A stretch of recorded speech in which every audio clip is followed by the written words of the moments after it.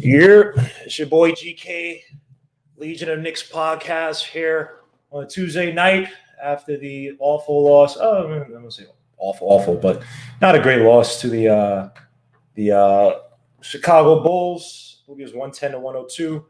And I apologize. I sent the link so late to Sim. I've been so busy with stuff, so he'll probably be coming in late. I got some other people coming in as well too to join us to talk about some stuff. I want to break down some Phil as well too. Guys, also subscribe to NBK because he also did a really good breakdown on some of the things. He actually covered one of the players I'm going to show tonight. Even though he didn't say it, he inadvertently covered the Bulls running the Spain pick and roll on us, which hurt us pretty bad. So definitely going to be going over some things tonight, man. Danny Gomes, salute. How about those 9 goals? It was against 10 guys and 9 guys. So it's kind of cheap, but United! Let's go, baby. AC Paris, salute, man. Mike Morgan. Let me see. Maybe I'll show some marketing. I know I got some people in the background. In the waiting room, I got you guys. Stephen Fox and Coach Colabaz get you right quick. Let me just say a few shout outs real quick. MH, salute. He says, I don't think any of our young guys are dumb. Gotta be smoke. Joe Madden, salute. Jerome Williams, salute. Freud Trey, salute. Simba Singh. Hinton Murphy, my guy, man. Thanks for always joining my watch alongs, man. Thanks for the support, bro. Ricardo Kuster, salute, Guillermo. Watch you guys from Uruguay. Oh, salute, man. Thank you. Charborough, Gigolo, salute. So yeah, let's get to it before Sim gets in here because I apologize, Sim. I sent the link to him. I just literally just sent him. I thought I sent it a while ago. And I just sent it out to everybody right now that's invited. Salute to Stephen Fox of the August Blarens Tears, Nick at Night. Well, I don't know what the hell is going on this morning. It was morning drive, afternoon drive, almost evening drive. I go ahead, Steve. Yeah, like I said, we talked off the air that we, as you know, people that are tuning in the Northeast New York area or so, we got killed with snow. So got up this morning, got all duded up, turned on Freezy in the morning drive for a few minutes and said, okay, go out there. X amount of hours later, I come back in and I went, oh, is this like those replays that people were doing? Yeah. And then I look at the timestamp and I'm like, oh my God, this is going on. Oh no. I had to go to the post office. I went to the store to pick up something. I came out like, wait, hold on.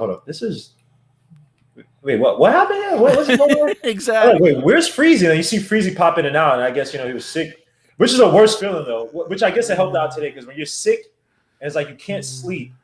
Like when I get migraines, I have it the worst. I physically cannot sleep. Like you can't even drug me to sleep. So it's just, you just stay up just to stay up. So yeah, because I saw you laugh when I said, hey, I love my Knicks more than anyone. But for 6 hours, I think you got a problem, man. It's a sign you got a serious problem if you could do that. Oh, and it's like right when you said it was like Keith and Ralph, everybody was just going crazy. I'm like, wow, this is just beautiful. Like it's beautiful how it's just all blended together. Coach Colorblock, salute, man. We also got Nick G here. Nick G, he had to get a special invite. He can only pop up. What's up, guys? What's up? He gets a royal invite. Look at him. I can't hear you guys right now, but hang on. Can you hear us now? No? All right. So thank you guys for joining. Sim will be in here in a little bit. Also give an invite to Ghetto Intellect and Chuck as well too. Will Salkin, I just got the jersey. I sent out the hat for you, Coach Colorblock, so expect that soon. But yeah, there was some. I know what Nick G is gonna say already.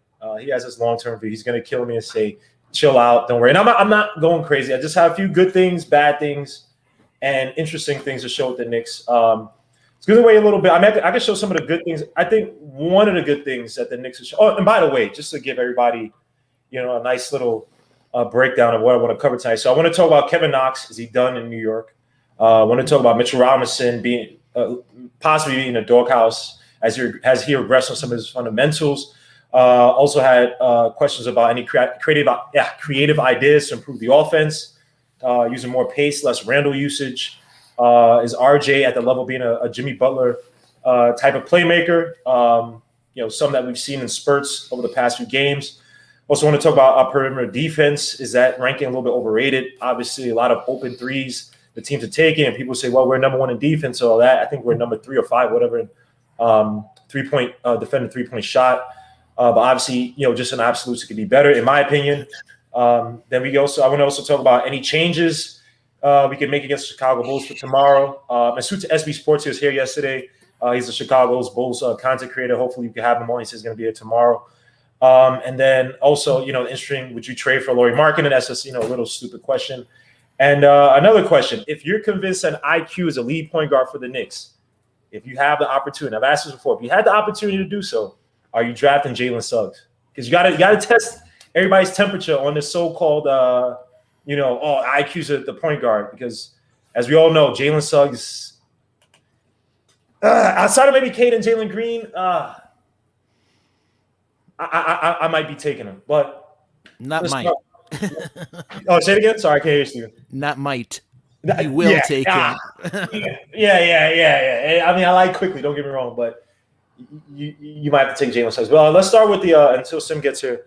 Let's start with the some of the good and the bad things that we saw in yesterday's game. If you want to start, Nick, because we know Nick is uber critical, but very analytical mind. So go ahead, Nick.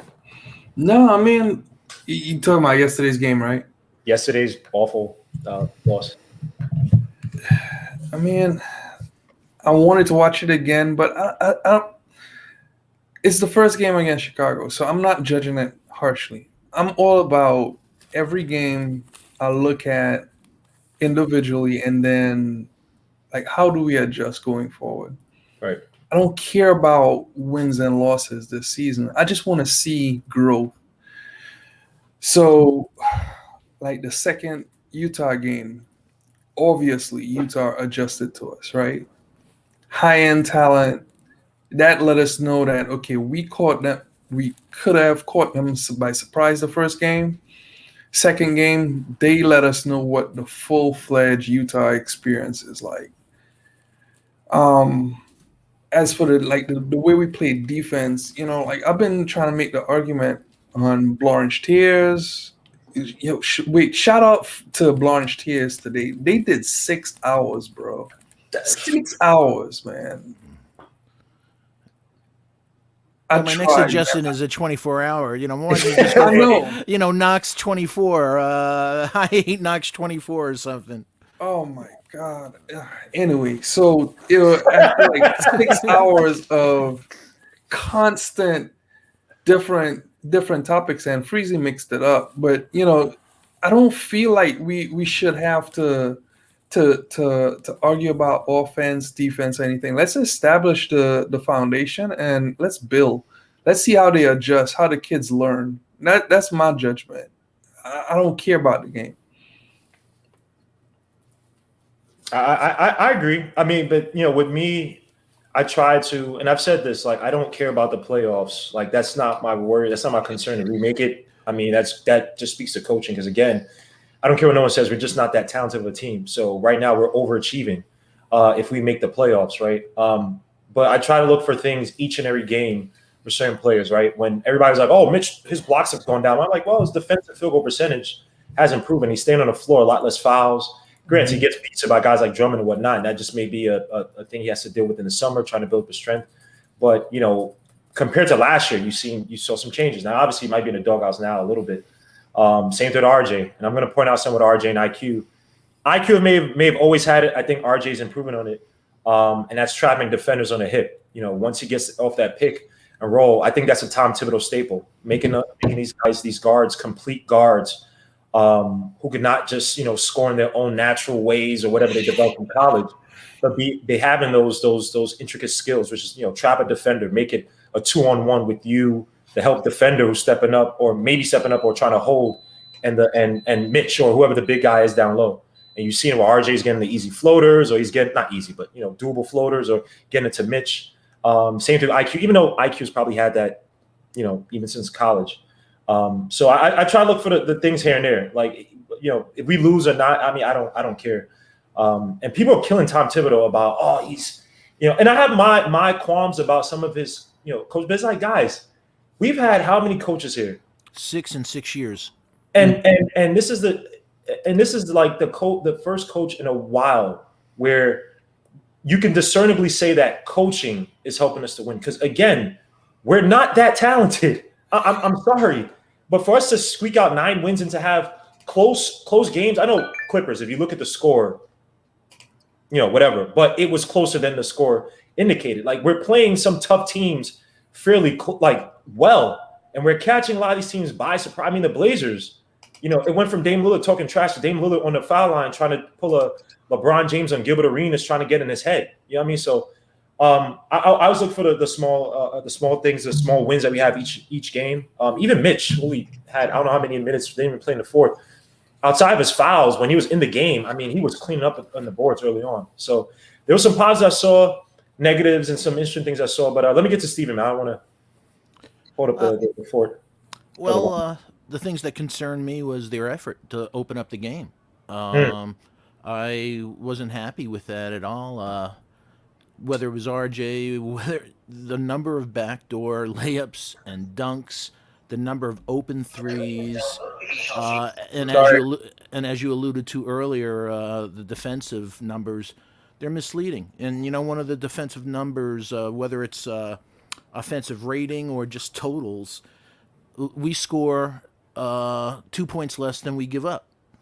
So no matter how well we're doing, if our offense is not outscoring the points we're giving up, these people that keep talking playoffs, thank God it's only a 2-point differential.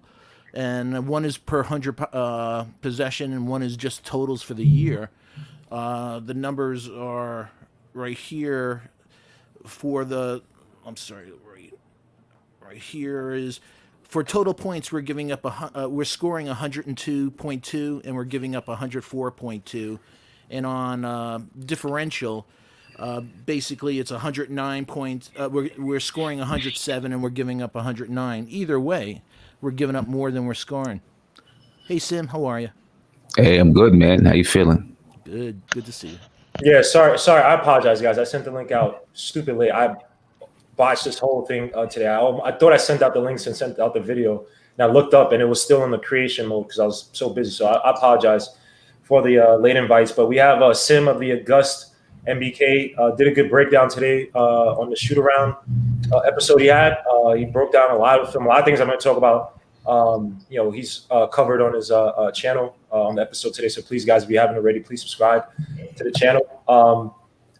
Now, regardless of defense, Sim also brought this up earlier today. And I guess this goes to one of the questions I was going to ask, but regardless of defense, especially the perimeter defense, and then the backdoor cutting and stuff like that, is it an issue of scheme, personnel, communication? Because on one hand, I saw there was a play. I'm gonna show it real quick while you guys talk, where Julius Randle was screaming at Bullock to get back onto. I'm not sure if it was Levine or Markkanen. Hold on, I'll put up now. Markkanen. I think it was Markkanen. Yeah. Probably have the same exact play. But Guillermo and gang, how many times did you see whether Noel or guys looking at each other on the backdoor and dunks after the play, looking at each other? I thought it was your rotation or whatever, that the communication was bad. The communication was horrible, and I think that play right there. I think they decided at halftime, because that was the first play of the third quarter. I think they decided at halftime that they were going to switch. And Reggie Bullock, instead of switching, he went with Levine while Randall went with Levine. And then he ran over to get Markkanen. And you seen Randall throw his hands in the air like, what are you doing? Exactly. Yep. You see it right here. Boom. Yeah. It's like Bullock did it before too. So he switches to get so he understands he's supposed to switch, but then he just doesn't do it. I will say one thing though. I don't blame this on Randall per se. The communication is bad, but I've seen plays where Randall was kind of lazy in switching back, right? Or because again, I guess the play should have been that Bullock should have gone back. But I've seen plays where Randall either was supposed to switch or he was supposed to stay, and because of his laziness, he just kind of was in, and I'm not blaming him. It's obviously Bullock. So I think Guillermo, though, there's nobody in the crowd. Aren't you yelling at your players, scream? You're talking. No. There's nobody in that crowd. They should be able to hear you. Why aren't they talking loud? Steven, right. Go ahead, sir. And I think that's the whole thing that it comes down to. Whoever is, if you rewind that back. Exactly. There's a play where he could be saying, get back. He had an extra second there. Yeah. I mean, if you rewind it back just a little bit, Guillermo, if you can, when he gets to, I'll tell you when to stop. All right, stop right here. Boom. All right. So, oh no, keep it going. My bad. Not there. Okay, now the screen is coming. Stop. All right. So right here is when, now if the coach told him to switch automatically, that's one thing. But in a normal circumstance, if they have to make the decision as a team, right here is when Randall he would know, I have to take Levine because he's not going to get over the screen. And so that person has to be the communicator. I got it, switch, or go ahead, you got it, I'm staying with marketing. You know what I'm saying? Like, and that has to happen all the time. Even, if the coach said you guys are going to switch, and that's what they came up with, then okay, I get it, you switch. But on a normal circumstance, that person has to be the communicator because they can see whether or not he's getting over the screen. Is the screener going to slip? Like, they can see all of those things. I looked at a bunch of things last night with Noel, and I'm going to tell you, Noel was terrible in the screen and roll defense. He's terrible. The best defender we have in the screen and roll defense is Taj Gibson and then Mitchell Robinson. I have a question. Taj Gibson, you mean for the roll man or the pick and roll ball handler? For the roll man, because if you watch what Taj Gibson does, right, and there's the whole, the NBA does the New York Knicks versus Chicago Bulls full game highlights, right? If you watch what Taj Gibson does, and he didn't play against the Bulls, but you can see it versus the Clippers, I think. He takes a step back when his man is going to set a screen. He takes a step back. When he takes that step back, he can see what's happening in front of him. It can allow the defender of the ball handler to go under the screen if they want to, or go over the screen. Either one, right? In the NBA, you probably want to go over the screen because they could knock down the three. But still, that defender has the option. And now, if the screener decides to slip, Taj is already back. He can get the slip, right? If he has to switch, he can yell out, switch, I got it, right? And he has enough time and enough space to see what's happening in front of him. If the defender if his teammate who's guarding the ball can get over the screen, he has enough time to say, you got it, you can get over the screen, right? I'm staying with mine. But he can see what's happening. Right now, what it does leave vulnerable is the 2-dribble pull-up jump shot from the guard. Right, it does leave that vulnerable because he's given some space so that he can see what's going on. And if he has to switch to the guard, now in order for him to get to the guard, he still has to keep some of that space because if he closes in too hard, the guard is going to go past him. So he has to keep some of that space, and it gives that 2-dribble pull-up. But you know what? I would rather have that 2-dribble pull-up where he has enough space to extend the arm and get there than wide open 3-point buckets or something easy to the basket. I wanted to add on to what Sim just said. If you go back to that video, on the miscommunication of the screen, I'm surprised. I'm surprised that Randall didn't go for a hard closeout on the shooter. Not Randall. I'm sorry. Mitch didn't go on a hard closeout for the shooter. Yep, Mitch could do it too. Because Mitch is actually really good at that. That's one of his strengths. If he goes for a hard closeout on that shooter, RJ was already in the paint. He can rotate over, be the weak side help, and then we reset the defense. And now we're home and we have the advantage. Right. Best case scenario, if Mitch closes out on Markkanen, is that we get what Sim just said, and it's just like a bad 1-dribble pull up for a 19-footer. So I'm very shocked at that. It's like if you go towards the end of the play, here's a pick, here's a screen. All right, this is a miscommunication. Yeah, you can live with this if Mitch comes out right now. Exactly. If Mitch comes out and RJ rotates over, then Ilford has to rotate down, and everyone rotates to their spots. Yeah, that's tough because look at this way: if Mitch came over and RJ's there already. Hold up, no. If Mitch came over and overcommitted to that end, right? I'm not sure if RJ would get it because and also you have the where's that EpiPen? If Mitch comes over, I mean, you have to have a well-groomed defense. You have to have the 08 Celtics, Tony Allen, Posey, to basically that cerebral. We're all playing in this one synergistic. Thib was the coach. I'm coming over, and I think that's Peyton right there with the green shoes. goes into the corner where luckily two guys are in the corner right there. So that's bad spacing by the Bulls, right? So you could just cover that area. But I just have a feeling that, look, in this play, because, again, RJ has had his defensive lapses, I'm not sure if RJ gets to that area quick enough. I disagree because that's what this is. That is help defense. Yeah, I mean, I kind of agree with Coach here, because if you hear Tibbs always talking about moving on the flight of the ball, right? And so as soon as he makes that pass, if Mitch is on his way out here, he gets there by the time the ball gets there. RJ should get there by the time the ball gets there, and they should rotate. Like in theory, let's say that in theory, that's how they can rotate. Will they rotate that way is another question. But in theory, Mitch should be able to get marketing, RJ rotate over, Elfrid rotate down, and Randall rotate down, and all of a sudden everybody's back home. If Mitch goes out right now, you don't got to play anything. But if Mitch goes out right now, RJ's already in position to rotate over to the paint. So there's two things that happen if Mitch closes out on Markkanen. Either Markkanen is really smart and pump fakes him ahead of time and gets the little Steph Curry three, where you pump fake and dribble. Or he has to reset the ball, because you can see the rotation now. There's no pass for Markkanen to make at all. He has to shoot this ball. Mm-hmm.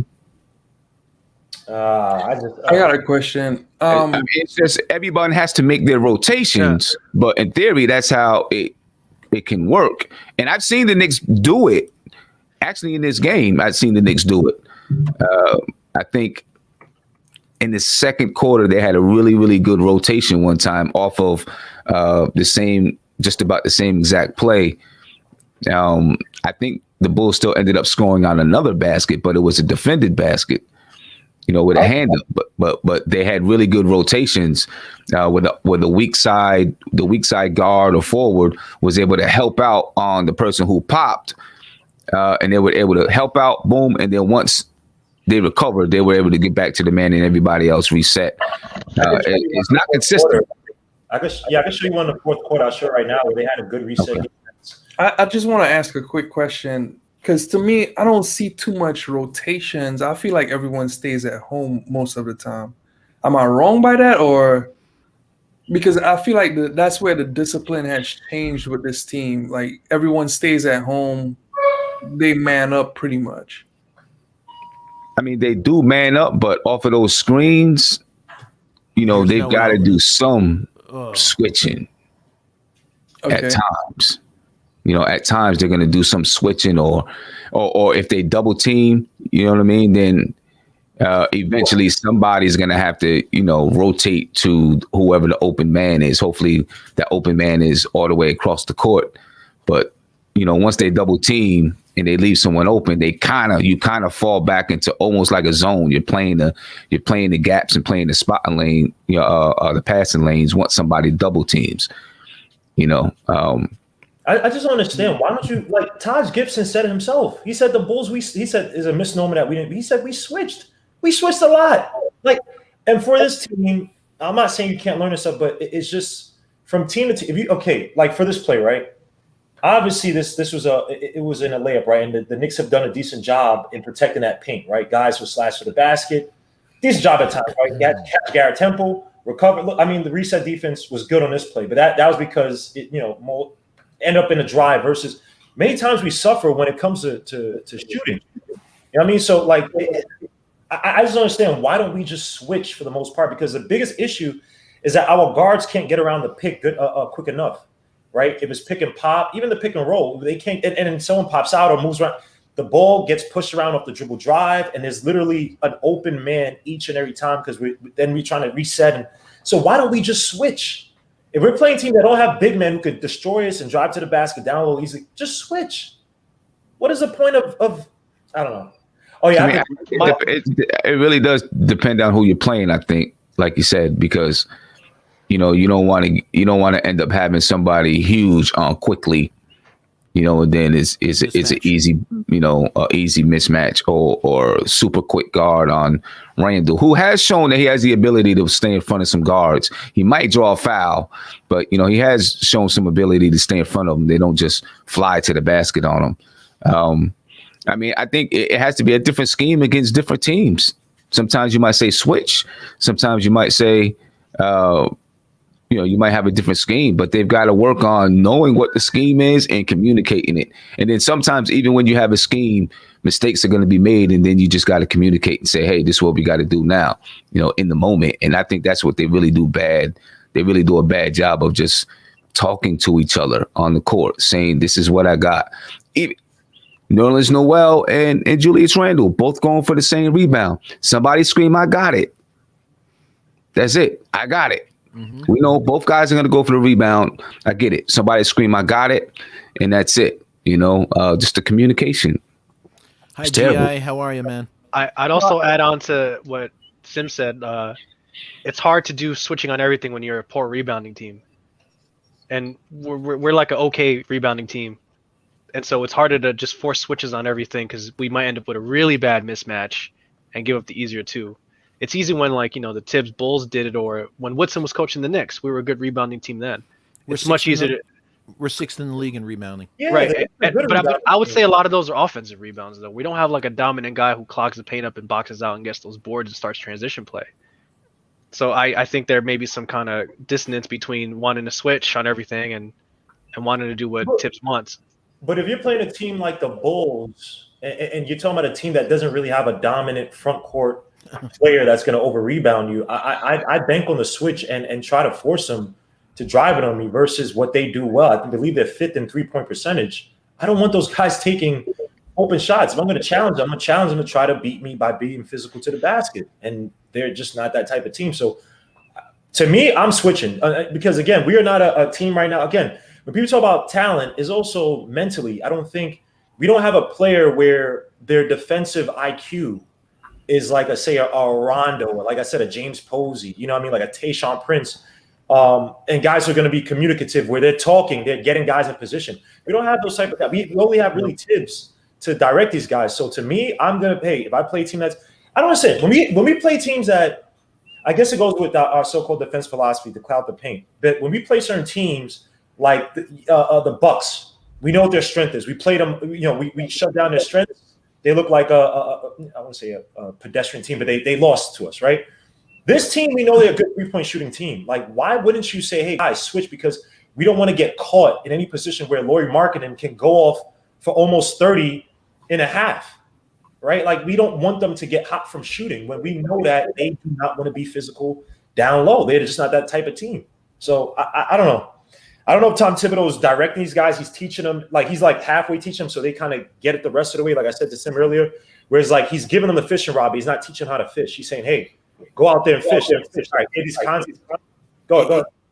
Hey, Guillermo, that last clip though, did you see Obi? Poor Obi got pulled quick, boy, in that the second half. I think he was in for 2 minutes, and Thibs just took him right out. Yeah. I mean, and Obi is, I guess, it's all about how he responds. But again, and we're gonna get to that when we talk about Obi and Knox. I want to just to show one more play for, and I'll show a few as you guys are talking. Let me say, Gmo, let me say salute to the family. Thank you for having me. Sim, I heard a lot about you. If I understand, I hear you're the godfather of this thing, man. You spurred a lot of channels out here, man. So I just want to appreciate that, man. I want to thank you for showing love. And not only that, not only did you spur a lot of channels, you continue to support them and salute them. And a lot of people don't do that, man. It takes a lot of humility to do that. And it's only going to lead to greater blessings for you. So salute to you, King. Go New York Knicks. Yo, appreciate that, man. What y'all don't know is, Guillermo holds a gun to my head yo, you better come on the show right now. What? Are you? First of all, I paid you money to talk trash about Sim. I didn't invite Sim here. Oh, my bad. No, I got those notes. I want to butter him up. I got those notes, too, of all the bad things. All right. Let's stay on schedule here. Let's talk about. Let's not pull that hair, man. I only invite here. I invite you guys for a reason. I'm only joking, but I did want to show something for Coach Colorblocks because this guy loves, or not Coach Colorblocks, actually Nick G, because Nick G pointed this out. Is actually not good because it's been running us so many times now by the Kings, and now actually everybody, a few other teams have been running the Spain pick and roll, where Chicago ran it and they had a shooter to hit it, and it was Lauri Markkanen. Sim showed this earlier, and I was like, hold up, this looks familiar. Damn, they executed us. And also the Kings ran it with Rashawn Holmes. The Knicks run it, so I don't know why Tom Thibodeau can't defend it, but just want to get your this play, which is so beautiful and saucy. And we're gonna break. I wish Andy was here because Andy would go, "Oh my God, Spain pick and roll. Spanish players are the best." But here you see Kobe White. You got to Lauri Markkanen. If you didn't see that closely, now obviously I believe that Thaddeus Young was the initial screener, right? Damn, I can't slow this down, but you see it here. Thaddeus Young is the initial screener, and then Lauri Markkanen sets the screen for Thaddeus Young's guy. Even though Nerlens Noel stays back, so it's a version of it. He splits out. Thaddeus Young goes out. It's the open shot. And Randall recovered a little bit too late. But I'm just so surprised that we run that. Like you've seen it. I showed it where we ran in the Warriors game. And it's almost like this is what convinced me that Thibs is he's showing these guys concepts, but almost having them do 40% of the mental work as to recognizing plays and then defending it. And then kind of scolding them when they get it wrong. Like, I don't know if anybody is getting what I'm saying, but it's almost like he's not saying, do this on every play. It's almost like look at Randall's effort getting out on Lauri though. Hold on, let me rewind this. Sorry about that. So Randall stuck, and this is what I was talking about before because he got mad at Bullock for not getting out. So I wonder, is it a communication thing or a scheme thing? It has to be a communication thing, and that's communication right there. Quickly should have been. I don't know if Quickly would have seen that. Like to tell Randall is actually behind, so he should have stayed with his man. Actually, that's Randall's man. Because look at where Quickly has fought so much over those screens. Yeah, Randall's diagnosing everything right now. Bullock is helping, has tempo in the middle to defend. RJ Barrett's there too. So obviously Randall can't be behind his head, and he should know. Look, Lauri Markkanen in the second quarter. Lauri Markkanen was a hot guy, right? Kobe White hit only 1-3 that game. I don't think he shot well. Only one, and it was one of the daggers. The dagger in the corner to kind of take the game out. But on this play, Randall should be going on Lauri Markkanen. It should be following him. There's no reason to really stay there or at least get closer to Lauri, peak, and then get back. Because Quickly has been, he fought his whole way to get up there. Now, I will say Elfrid Payton has done a poor job. So maybe he's been shell-shocked by Elfrid Payton because Elfrid Payton does a really bad job on getting around a screen. So, yeah, but this is 139 of the second quarter. So he's hot. So he should be on Lauri, man. Yeah, and I think, you have to recognize, sometimes that big man brushes. It's hard to get around screens, even if they don't touch you. Once you have to take that one step around the screen, your man has a step on you, and like you've got to really know the screen is coming and jump that screen before it even touches you when your man goes. Once that man goes around the screen and you take that step to try to get around the screen, it's gone. So Randall has to recognize that in that play there. Quickly had help, whoever that was. I don't know who that was. Quickly had help already. Randall didn't need to be there. He could have just stayed with Markkanen. I didn't get to see the entire play, but I think that was a brush screen. I don't even think it was a full screen set. I don't know. Just a quick brush, yeah. And can you replay it? Randall's cheating. He's cheating. That's twice he's cheating over top to try to get better position. And it's no need. He's cheating. He cheated immediately. You look at it right there. Like he didn't even have to stay there. He could have just went with Markkanen all the way. Now, whose job is it to communicate? It's hard to say, right? Because I don't know who that is with the green shoes, right? Isn't that Bullock? Yes, Bullock. Bullock. He could have been like, "Hey, I'm here. I got his help. Right. It's hard to say, who it is because, he's paying attention to his man in the screen. He may not really see that there's somebody there. The whole thing comes down to communication. The only thing good that I'll say here is whoever, I think this is RJ down there. Yes. RJ is one of the culprits of having his back turned to his man. But this time he's in really good position. The defender over here, the only place he can go if he tries to go baseline is out of bounds. Right, so this is really good position from RJ. He can see his man. He can see the ball. Man. Yeah, man. Exactly. So I'm glad to see that. But these guys, I mean, this communication in this area is terrible. You got 3 guys defending 2 guys right here, leaving 1 free. And still, to Coach Colorblock's point earlier, right? Instead of, Randall did it now. He's over there, right? Nerlens Noel could have said, okay, I got it. I'm jumping out. I'm marking in while Randall goes and grabs his man. But Nerlens Noel easily, gets boxed out sometimes. There's another play that I saw where whoever it was, marking in penetrated.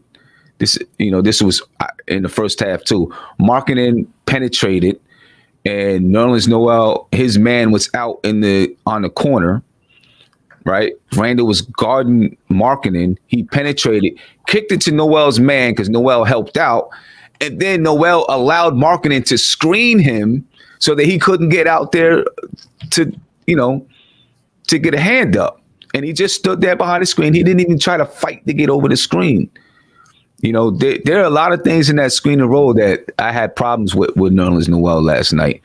I mean, everybody had problems. I had problems with everybody. Randall and not knowing when to stay with his man or when to help out.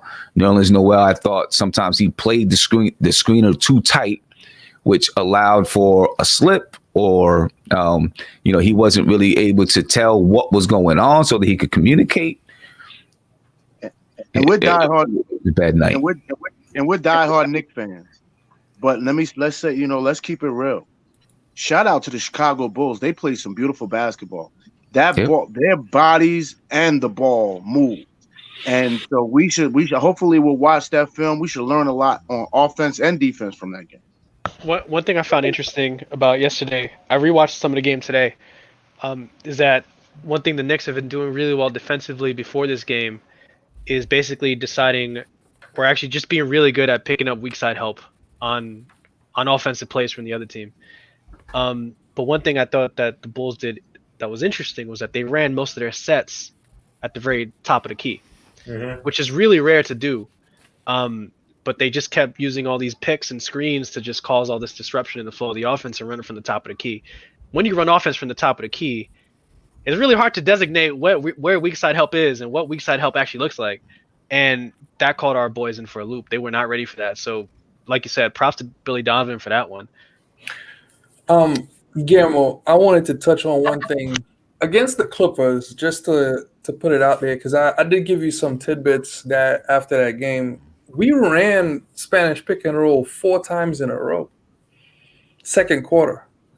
It's not like if we don't run it. Of course, now Spanish pick and roll, just for the record, causes chaos, and I think Simeon had used those words.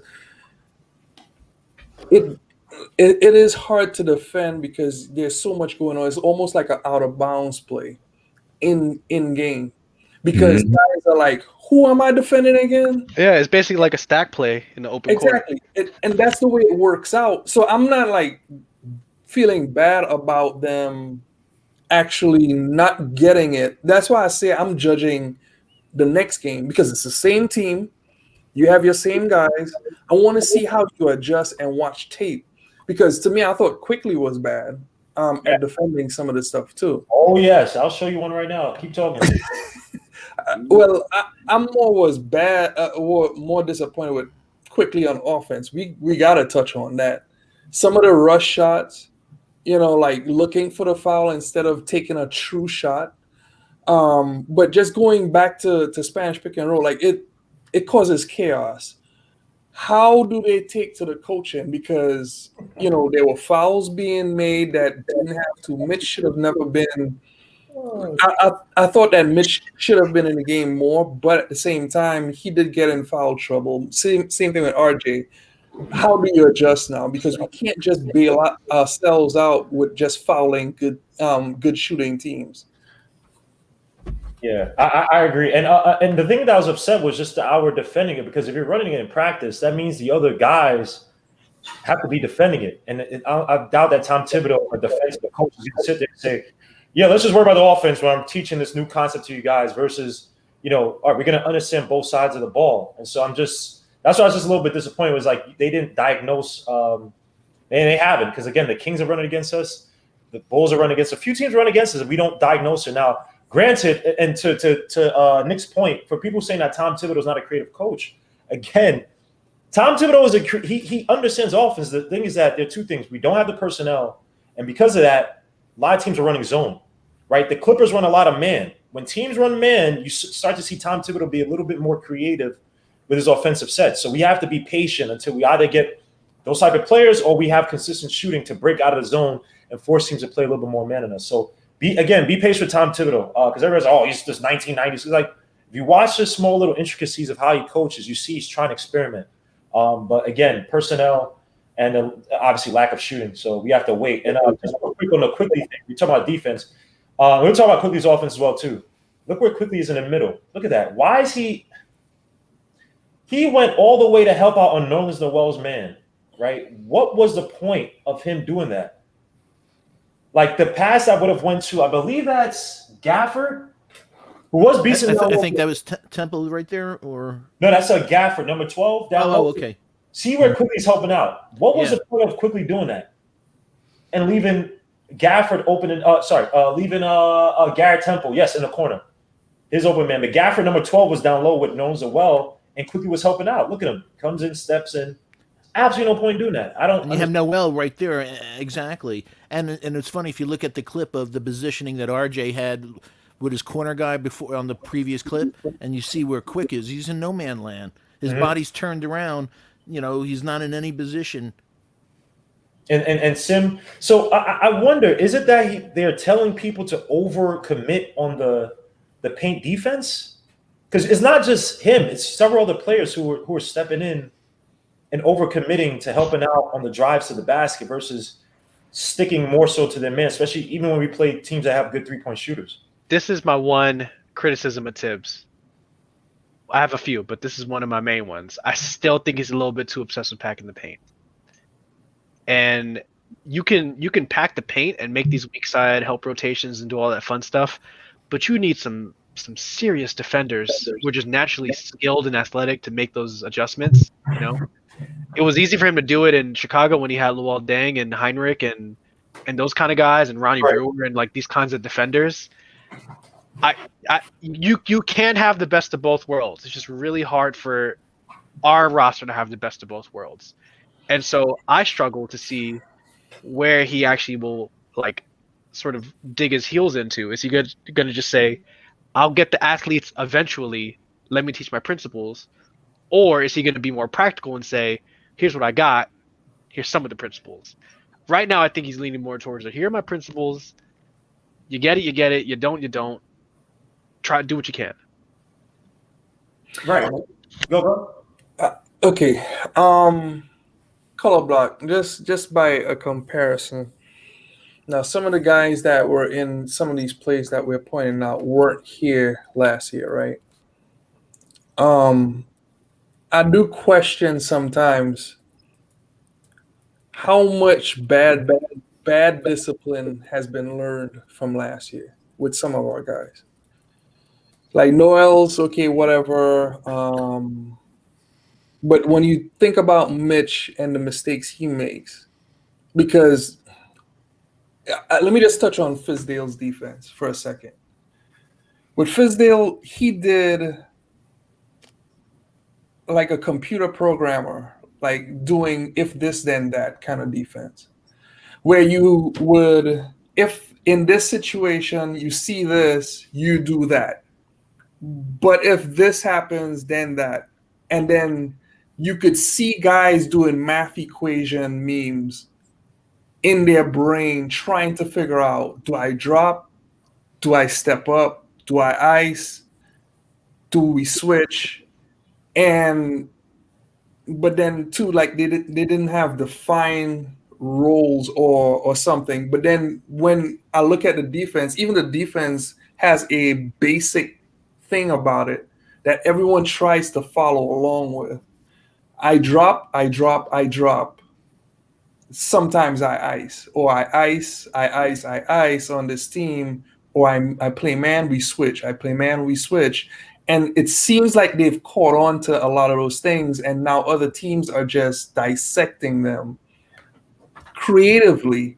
And I want to know from you or even Sim and whoever else, like, what is the difference between the way that we're being coached now that is, is confusing to some of these guys?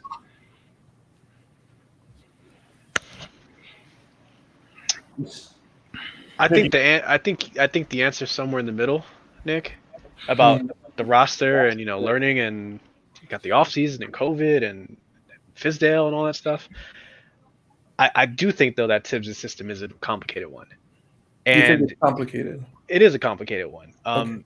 And it's one. It's not even fully a complicated. It's not the complexity of the system that is, causing trouble. It's the fact that he's tight with it. It's very much rigid. It's very much. I don't want to say his way or the highway, but it is kind of that way. You mess up a few times in the system, you get pulled, and so there is no leash, and that's just the way he does it. He's always done it that way. That's why he plays vets, because they usually get that style of coaching and understanding a system quicker, and so that's where the lumps are coming in. And then you add in all the stuff you just mentioned: roster turnover, overall talent of roster, COVID, lack of preseason, all that stuff. So to sort of non-answer your question, Nick, is like it's somewhere in the middle. I don't want to say it's fully one way or the other. All right. So that was it for. I don't want to bog down too much on film review. I want to open up to some more so-called controversial topics. Oh boy. I'm gonna let you guys feed it because it's people have been talking about ad nauseum, but let's talk about your boy Kevin Knox. So obviously, is he done in New York? The guy's not had, and granted, guys like Obi haven't been playing crazy minutes, but it seems like at that that 4, possibly 3, whatever spot. He's been kind of getting favor off the bench or as the next guy over, say, Knox, a guy who flashed a little bit with the corner threes, but obviously has not been playing. And even when he's been playing the past few games, he hasn't been doing much. People talk about that he hasn't had time to develop, but when he's in there, you don't really see anything else outside of the corner threes. Just want to understand, what would he have to do on offense and defense when he does get the minutes outside of the corner threes to kind of prove his worth on the floor? All right, let me start with Sim. Then I'll go around to the rest of you guys. Yeah, I mean, as you know, I've been someone who supports Knox. I still support Kevin Knox. I think he has a lot of talent. He just doesn't know how to activate his energy when he needs to activate his energy. You know what I mean? And I think in order for him to get the minutes, and his time on the bench is deserved. You know what I mean? Bottom line, if you're not playing, I'm just always been like this. If you're not producing, and if the coach gives you a role and you're not doing what you need to do in your role, and somebody can do it better, then you deserve to be on the bench. Bottom line. And I really think with Thibodeau, it's not all about just you're not hitting the corner three, right? It's about getting in there and mixing it up. He doesn't always get in there and mix it up. You know what I'm saying? I think when he decides I'm going to get in there and mix it up, I'm going to make myself present on the court. When he does get his chance to get back out there and he does those things, then, you see his minutes maybe start to tick back up if he gets a chance to get back out there, but he's got to do it. Bottom line, people say, well, you got to put him out there on the floor. But to me, that is not how you teach a young man how to play basketball. You know what I'm saying? You don't put him out there on the floor just because, I got to put him out here because he was the 9th pick. You teach someone how to play basketball through discipline, in my opinion, because if he's out there not mixing it up, not hustling the way he should be, then all you do is compound the bad habits because you're rewarding him for not doing what you are asking him to do. And so then he's never going to do it. I think the best teacher in basketball is the bench, really, right? That's the best teacher in basketball. Oh, you're not going to do it? Come sit next to me and watch, right? And when you decide that you're going to do it, you get your chance, then you prove that you got to do it. That's why Quickly is playing, because while he makes mistakes, he's active, he's productive, he's doing what the coaches want him to do, and that doesn't always have to be scoring. There can be other ways that you can mix it up. Is he done in New York? I think he has probably the coaches on his side because Kenny Payne is there. So he might get a little bit more leadway as far as being shipped out or anything like that. He might get that leadway, because I think that is the reason why they brought Kenny Payne in, or at least one of the reasons. So he might get a little bit of leadway in that area. The kid has, you've seen when he flips that script or his mom's is in the stand or whatever, and his pops is there, he knows he's going to get hit in the back of the head if he don't perform, then, he comes out with a different type of energy, but he hasn't learned how to turn that on every night, and if he doesn't do it, he'll be buried at the end of the bench and nobody will see him. So do you guys remember a play? I apologize to everybody in the chat, man. Suto, you guys, man. Ralph, Udi Mack, Ilmatics, Charles B, Thesis Thomas, Josh. I apologize, man. There's been so many people joining. UBG, Lawrence Mabry, pseudonym Shaquippy. I can never pronounce that name. Salute to all you guys, man. Alton Lee, Mike Morgan, Mike Johnson, Mike H, Darius the Great, Ismail Rivas, Big Who. I apologize for missing all you guys, man. Thanks for tuning in and supporting the channel. C Mac, you troll. Salute, man. Do you guys remember a player this timid or like this young? He is very young, but this timid where it's like you're not even seeing a guy being over aggressive, but making mistakes. You know what I mean? Like again, I always say it's Trace McGrady in the Raptors first 2 years, over aggressive, making mistakes. But you saw, all right, the fire at the very least, there's a fire, and you can project him as being a plus defender against some of the top wings. Do you remember a player being this timid, this kind of young, timid, still having about 2 and whatever, how many 2 and a quarter or whatever years on his belt, and then they progress into something better than what we're seeing now? Like and they like surprise you. They become this solid starter, or even more than that. It's hard. I don't know. It's hard to say just looking at all the players in the NBA. I don't know what I really only know what guys from the beginning of the careers look like day in and day out on the Knicks. You know what I'm saying? Other teams, it's hard for me to say what guys look like day in and day out, and how they came to be. So it's hard to say. All I know is from my experience as a coach, I've seen guys be like that, and then by the time they hit their senior year in high school, I had a kid that I coached, and he was 6'4". He was almost the epitome of Kevin Knox. I'm going to be honest with you. Very quiet, very calm, right? And I'm going to tell you a story when I get to the end of this to kind of show you how he was like the epitome of Kevin Knox. His junior year, his high school coach benched him. He blamed everything on him. Right, the kid's name is JC. He blamed everything. He was like, he was starting at the beginning of the season, right? He was like, the reason why we have not had a good start this year is because you're not bringing energy to the floor, right? And the kid was like, he just straight up agreed with him and said, I think I should be taken out of the starting lineup. This is because he believed that he wasn't bringing that energy, right? And he went to the bench, and then he went to farther down the bench to where all he was getting was garbage time minutes. But the kid could play basketball. He could play, right? And, he came, played for me AAU another year. And, we kind of knew how to use him. He was perfect for what we did with having guys. A lot of teams play 2-3 zone and this and that. We used him to run the baseline. He was money from the corners. We started doing drills in practice where all we did sometimes for 30 minutes is have him come down the lane with one of our biggest guys and try to dunk on him, right, in practice, because we were trying to build something in him. And he had a great AAU season. He was killing in AAU. And the coach would come out and watch. He would come out and watch his players because I would always talk to the coach, say, hey, what do you need from me? What do you want to go over? What skills do you want to try to develop in your guys? He would come to the games. And he came after, he was like, what are you giving that kid? I was like, really just kind of putting him in a position where he can grow and do what he does.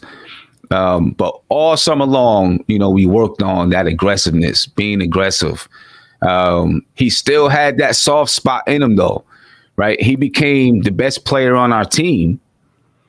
And we had one game where it really came out. We were in South Carolina. We were playing a team takeover, not their top team, but, one of their mid-level teams. And he came from the side. Someone shot the ball from our team, missed it. He came from the corner and he dunked it over a guy that was about 6'10". He grabbed it out the air and boom, with his left hand. And the whole crowd went crazy. We beat him by about 20 and energy came out, but it still wavered back and forth. It wavered. And then we had another game where we were playing a team. We were up 6. We were trapping. He got a steal and he tried to dunk it and he missed the dunk. They came back and they scored like 10 straight baskets. We never got back. And, he blamed himself. I'm like, JC, we had plenty of chances to put the game away. It's not your fault. Don't lose the aggression. But then he was nervous about dunking again. Towards the end of his senior season, he had all kinds of coaches that want him to come play. And everyone was like, JC, what are you doing? Are you, what do you want to do? Are you going to go to this school, that school? What do you want to do? He didn't like the attention because he's just this timid guy. He didn't like the attention, anything. He decided not to go to college because he didn't want the attention. And he sat home and hung home. And I was like, this is unbelievable. Like all this work. I'm like, JC, all this work that you put in, hours, and every single day we would after AAU season was over, we would hit the court. And for 3 hours, and this was outside in the heat because we couldn't get inside in the gyms yet, in the heat. And we'd be just doing drills and drills and drills and working on different parts of his game. And he had a killer senior year because at the end of the AAU, he had coaches coming up to him. Senior year, I think he averaged about 21 points, about 6 or 7 rebounds, a few assists. He was the best player on the team. And because he had all that pressure on him, he decided, I'm not going to college. And everybody was just like, this is unbelievable. Can't believe this kid. But it's like he's like the epitome of Kevin. When every time I see Kevin Knox and I look at him, I'm like, this is the same person, the same exact person. And you have to, sometimes you have to work with him and maybe find ways. Obviously, Kevin Knox is not him, 2 different guys, but he was able to bring it out on the court, but his personality was still him. And someone's made some great points. First and foremost, Ayo Kyle, thank you for the $5 super chat. He says, suit to LOK, Gmo looking like Marvin Gaye with the beanie on. Knox and Frankie are gone. I'm ready to move on and get RJ and IQ some real help. Thank you, by the way. I definitely dig that album cover that Marvin Gaye was on. And I just got another super chat from Ismail Rivas. Here it is. It says, Knox is an overhyped AAU player who can't defend, rebound, or make a consistent jump shot. 3 years in the NBA hasn't shown any kind of improvement. I mean, that's harsh, but to the guy that you're talking about, and maybe to Kevin Knox too, and Benny Prince, to Benny Prince, man, thank you for joining us. SJ the third too, salute. People are saying that it could be social anxiety, especially with that kid. Now with Knox, I will say one thing. I do remember when Knox, and I laughed too. I can't remember which game it was. He shot a 3 from the wing, and he kicked out his foot, and he was smiling. I was like, oh, finally, he's letting the pressure, just play your game, get within the game. And it's weird, and I want everybody to answer this, I'm not saying anything bad about Tom Thibodeau, but is Tom Thibodeau the wrong type of coach for a guy like Kevin Knox? No, may I go or? Yeah, go. Anybody can go. Yeah, just I think Sim said it, that with all the coaching we have, we could do the coaching skills, but at this point, only Kevin Knox can fix what's above his neck. That element of that mental toughness, or he goes to a professional that talks to him about anxiety. So if you saw him down in Tampa, that first half in front of his family, he felt good. He hit that shot before the half. You saw some some of that, but Knox had a 30-point, 15 rebound game in his career. So it's not like he can't perform at that level. It's, as I said, the first win of the year on our broadcast, I said my prediction for Knox this season is that he's going to be consistently inconsistent, and that's his career. And he'll get everybody up. Wow, he hit 3-4 pointers, but he's never done anything basically in the second half. And just his stats are just frightening. He's if you look at his stat, this is just percentage of his shots that he takes. 18% from 0 to 3 feet, 10% from 3 to 10 feet, 5% from 10 to 16 feet, 9% from 16 to 3-point, and 58% from 3-point line. So it's either in the paint but there's just no mid-range in his game. And Stephen Fox, real quick, can you just point to the percentage of those threes that are corner threes? Not on this, but are you on Basketball Reference? Yeah. So if you go to corner threes, don't they show the? I'm going there. If you just corners, and then it shows I think the percentage of three. Yeah, I'll go there in a second. Yeah, right here. Corner threes, he's shooting 53%, and it's 50% of his attempts are corner threes. Right. So, are you finished, Steven? And so real quick, the only funny thing is that we took him out for defense, and we've given up 129 points and 115 points with him out. And so to AO Powell, says, question to the coaches, does Knox love the game? Go ahead, Isaiah. You had something to say. Oh yeah, shout out to you, Gammo, Sim, Nick, Steven, Color Block. I forgot my man's name with the glasses, but shout out to you too, bro. Yeah, so I'll tell you the truth though, man. So to chime into what Sim and Steven was saying, the game that really bothered me the most with Kevin Knox this season, it kind of just showed me this how he is, and it kind of goes with Sim was saying about the anxiety and the guy getting in your head was actually the Tampa game, the Raptors game that we played in Tampa. The whole week, right? Kevin Knox was extremely confident. I remember he had an injury. He was like, "No, I'm playing. There's no chance I'm not playing. Like I'm playing." And then, he came in with the aggressiveness, came in with everything that we wanted Kevin Knox to be.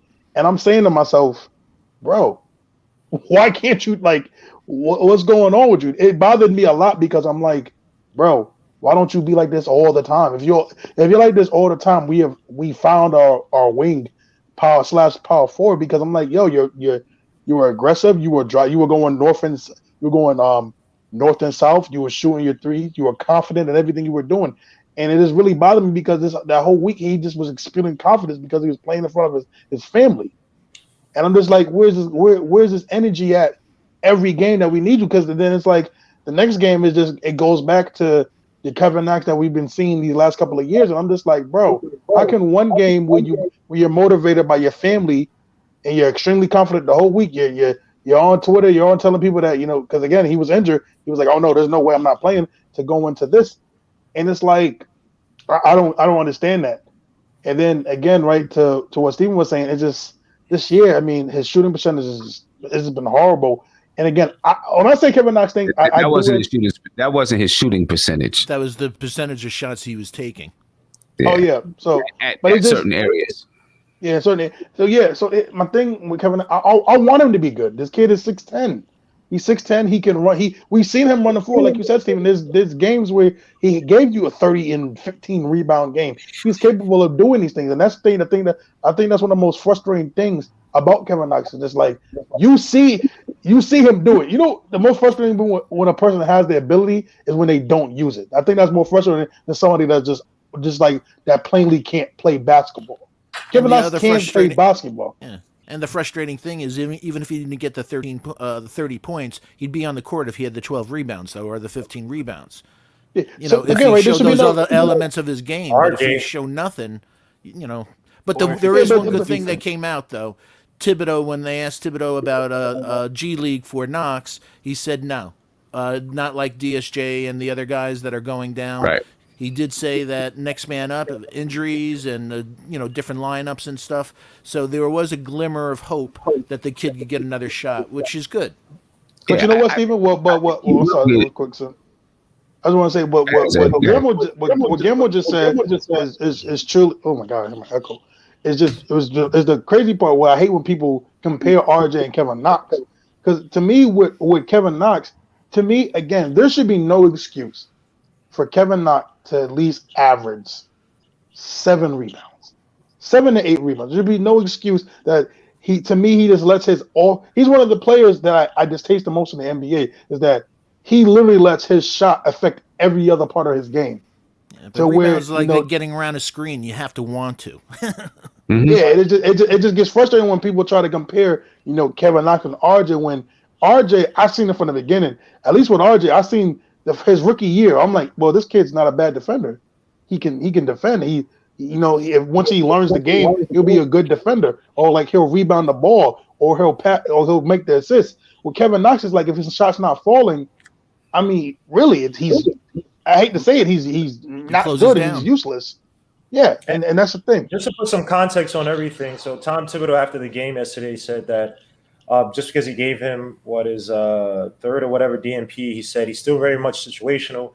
Things can change quickly based on matchups, fouls, injuries, illness, whatever you might have. He would be the next guy in. So again, right now he's outside of rotation, but in some ways, now I don't know if he's like comparable to Sim's situation. I don't know Kevin Knox's life, but the guy Sim was talking about, uber talented player, it seems like, but just anxiety issues.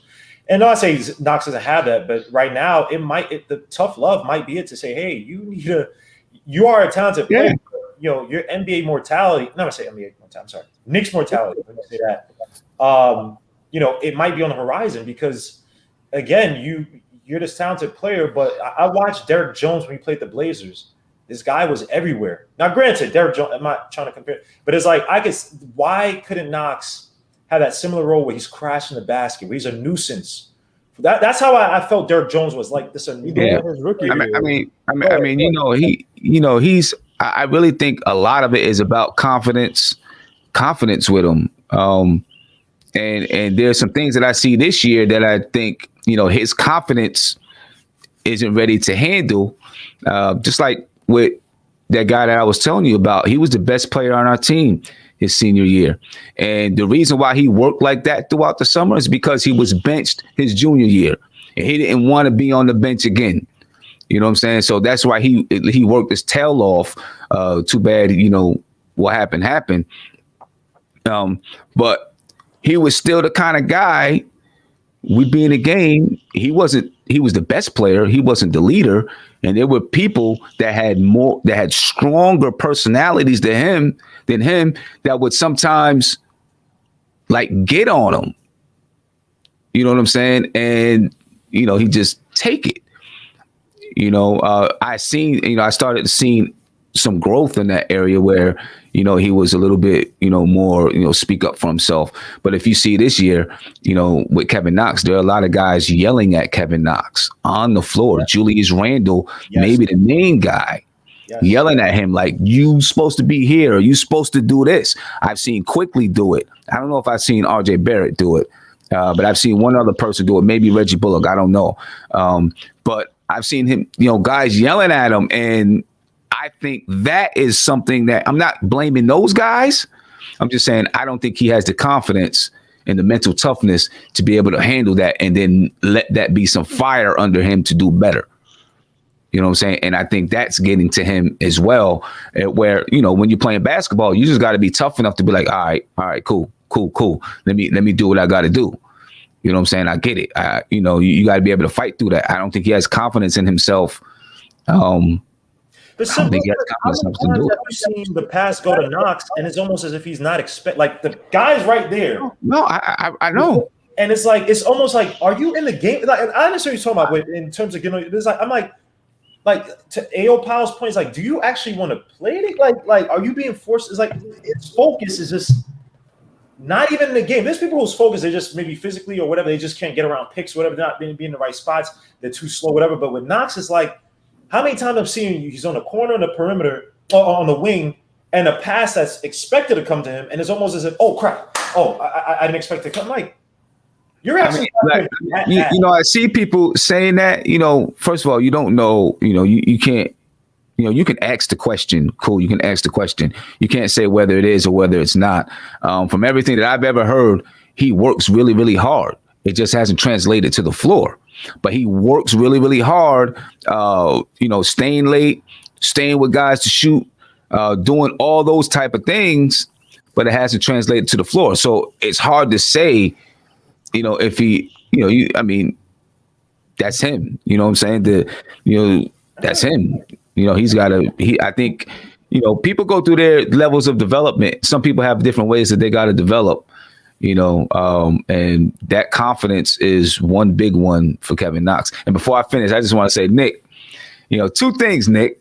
Number one, you look like DeAndre Ayton looks like you. I'm going to say that since you're probably older than him. I think I seen DeAndre Ayton the other day. I was like, yo, that looks like Nick G a little bit. He looks like that guy from the woods. And then I'm glad I see that's Tay Diggs, man. That's Tay Diggs. Not Tay Diggs, the other guy. Oh, I know you talk about the bald head dude. Yeah. And I'm glad you got the door in the background. I see you doing work. It explains the toilet. So I'm glad it had that context, man. Got him back. Everybody knows Sim just went to the bathroom right now. He tried to slip out for 5 minutes, trying to be safe. Everybody knows this. Come on, Nick. Hey, but Sim, you're a person who you're very long term about things, man, and very absolute sometimes. With some of the assessment on players that you just see is just like, all right, it ain't that guy. What are your thoughts on Knox? Go ahead. There's so much to touch on. So let's start off from the draft. Okay. Kevin Knox said that night, my dad is a football player. I like it when people yell at me.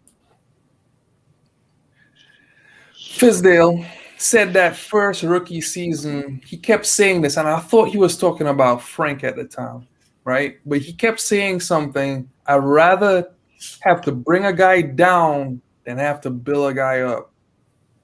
Was he talking about Knox at that time? I don't know, because we can only listen to what they say and try to read things. We don't know, because we gotta get after his career is done and he sits down and we get the expose.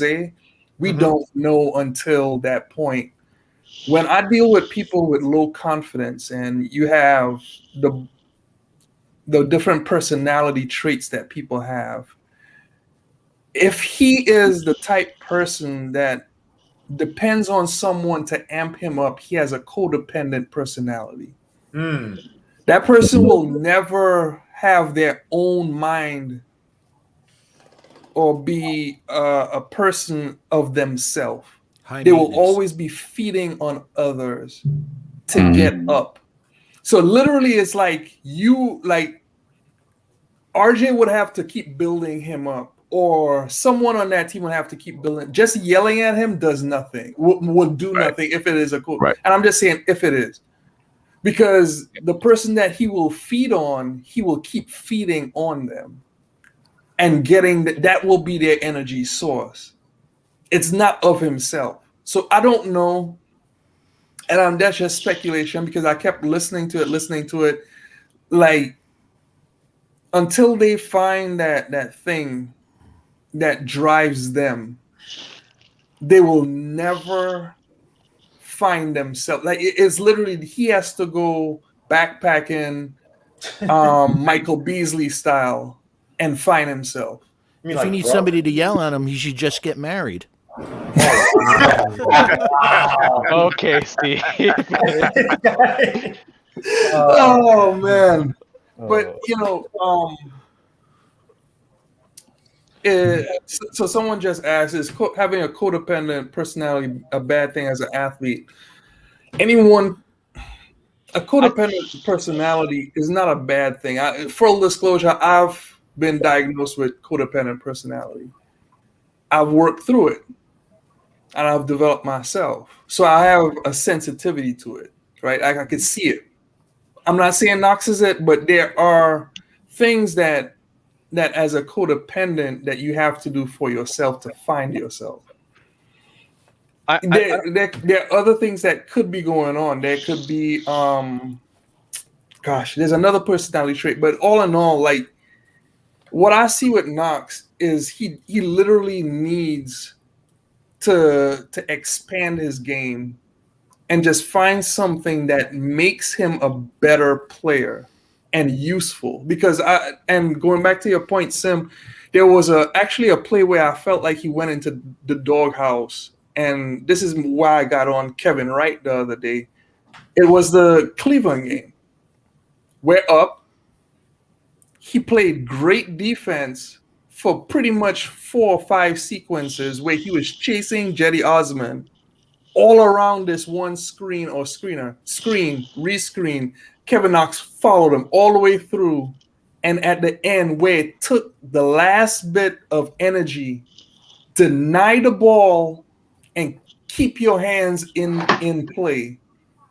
And he allowed a backdoor pass to set, I think it was Jetty Osman. Mm-hmm. Boom. Easy layup. It was over. Immediately, Thib blows the whistle, and he never comes back in the game. And it's little things like that. It's like that's what made that play made me go off on Blanche Tears and Kevin Wright just signed off. He didn't even come back on the street. But you gotta understand, like when I look at things and I get animated only when fans are the one that make me get animated. I don't get animated for the team. But when people defend stupid plays or that lazy lack of effort on the end of a play, you did everything right. Just finish. That's it. He didn't. I wanted to add on to that. I think it was the Toronto game. I was in the game thread with Ujimo. He gave up the foul on the 3-point play, and I remember thinking out loud, I'm like, I want to see how Knox reacts to this. Hey, yep. And after he gave up the foul on the 3-point play, he never ever got his head back into the game. I remember you called I called it too. I was like, watch, I know, like Sim said, I'm like, I know that type of kid. I know that kid that as soon as he gets 2 fouls on him, quickly called or something like that, he's done. Or he misses his first few shots, he's done. Doesn't matter what you do, he's done. And that's the first thing. The second thing is, in terms of the codependency comment, it inherently is not a bad thing, right?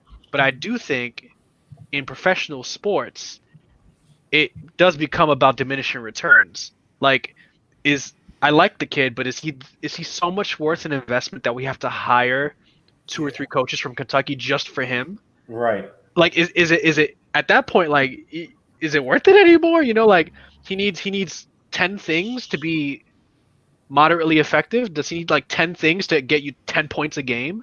Like, is it worth it at that point? Or can you just find a replacement for him for a vet minimum every offseason? Well, Coach Colorblick, I wanted to chime in to what you just said. And listen, sometimes I don't want to be cruel to the kid. I really don't, because again, I truly want Kevin Knox to do good, but sometimes you got to call a spade a spade. I think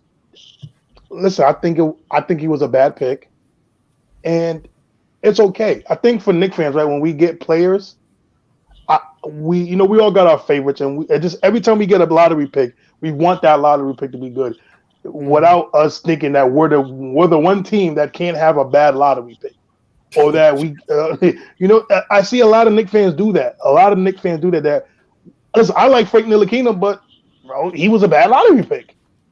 At the spot that we got him at, he was a bad lottery pick, and I yeah, all right, Nick. I didn't say he was trash. I said he was a bad lottery pick at where he was at.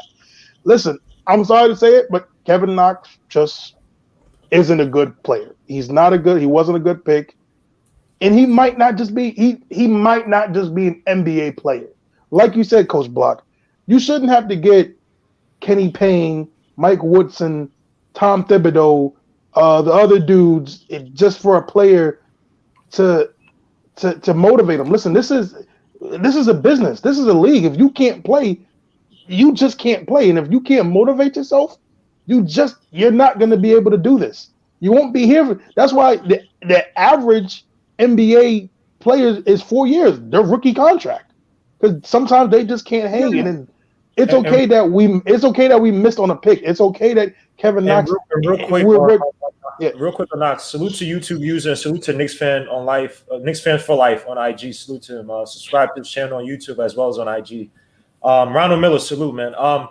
The thing, and TL, salute. I miss calling you out. The thing when somebody made a good point, A.O. Powell said, Knox is codependent on a point guard. Give him a point guard. But to that thing is like, is Knox even that much of a great? Because even if he was that so-called great of a talent, he would be producing on a floor level where we could say, damn, if we had a PG, he would unlock him from, say, 14, even 13 points a game to that 20-point a game level, right? And there are other players. I'm not comparing Knox to him, but a guy like Devin Booker, you could say his game was unlocked when they got proper point guard play around him. But Devin Booker was still giving you production on all those losing years. So, and I'm not. What's a point guard have to do with him rebounding? Rebounding. Yeah, consistent on defense. I agree with you. I will say this about rebounding, though. This is my take on it, and I think it's an accurate one. If you didn't rebound in college, you don't rebound in the NBA. Yeah, rebounder is a rebounder. I agree with that. A rebounder is a rebounder. Yeah, and if you did rebound in the NBA, in the college, you could look at every draft stat. You usually probably rebound in the NBA. It's not gonna be the same exact number, but you usually do. Knox didn't rebound in college. He ain't gonna rebound in the NBA. Barrett rebounded in college. He rebounds in the NBA. It's just the way it is. Like he never was a rebounder. You don't learn to be an NBA rebounder. I feel you, Coach. I feel what you're saying is profound, but you also call RJ Barrett Evan Turner. So you're damn.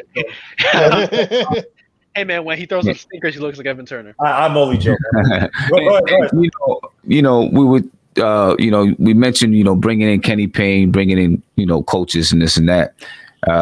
One, while he was brought in for Knox, he benefits all of the players, so it's not like you're paying whatever you're paying him just for Kevin Knox. But two, what we haven't seen in the past is when you draft someone, you try to give them every opportunity on their rookie contract to grow and develop and become a player. And then unless you trade that person, and you might end up trading that person, unless you trade that person, you try to give them the opportunities that they need to become an NBA player. And if by the end of that rookie contract, you don't think that this person is a fit for your team and is an NBA player, then you do what you got to do. But while they're on that rookie contract, I think you give that person every chance to become the player that they can become. I think that is the job of the team, right? They've got to do the work, but you give them the chance to become, you give them the tools and the resources to become to try to help them reach their potential. And if they don't reach their potential or they're not giving you what you need, then you move on from them. And so that's that's what you have to do. So, when you say we shouldn't have to do this, I think you do for every single player. That's the reason why Iggy was brought in, right? That regime, they brought in Iggy to kind of support, be there with RJ, someone, that he knows to be there with the team. Same thing with Miles Powell.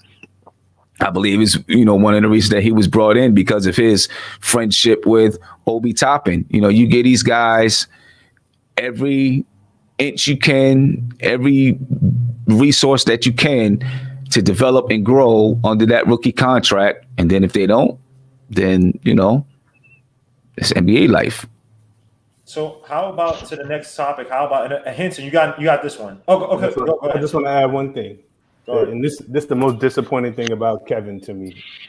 I go back to that draft, and him and Jerome Robinson are the only two guys in the top 20 that have not gotten better. You could say Mo Bamba too. Yeah, and Mo Bamba. All right, so that's 3. Those are the only 3 guys. Him and Marvin Bagley. You got DeAndre Ayton, Marvin Bagley. Well, yeah, he's a disappointment, but I think Bagley's that's been more his hurt, though. situation in Sacramento. Yeah, Bagley's But- been hurt. Luka didn't get better either. Wait, who didn't get better? Sorry, say it one more time. Luka, he was joking. Oh, gosh. Well, Yeah, thank but when God. you look at it, like, Let me that's get the to one let me get to Mitch, because that's another headache. It seems so far. Yesterday he came out hot. He was rebounding. He was beasting on the boards.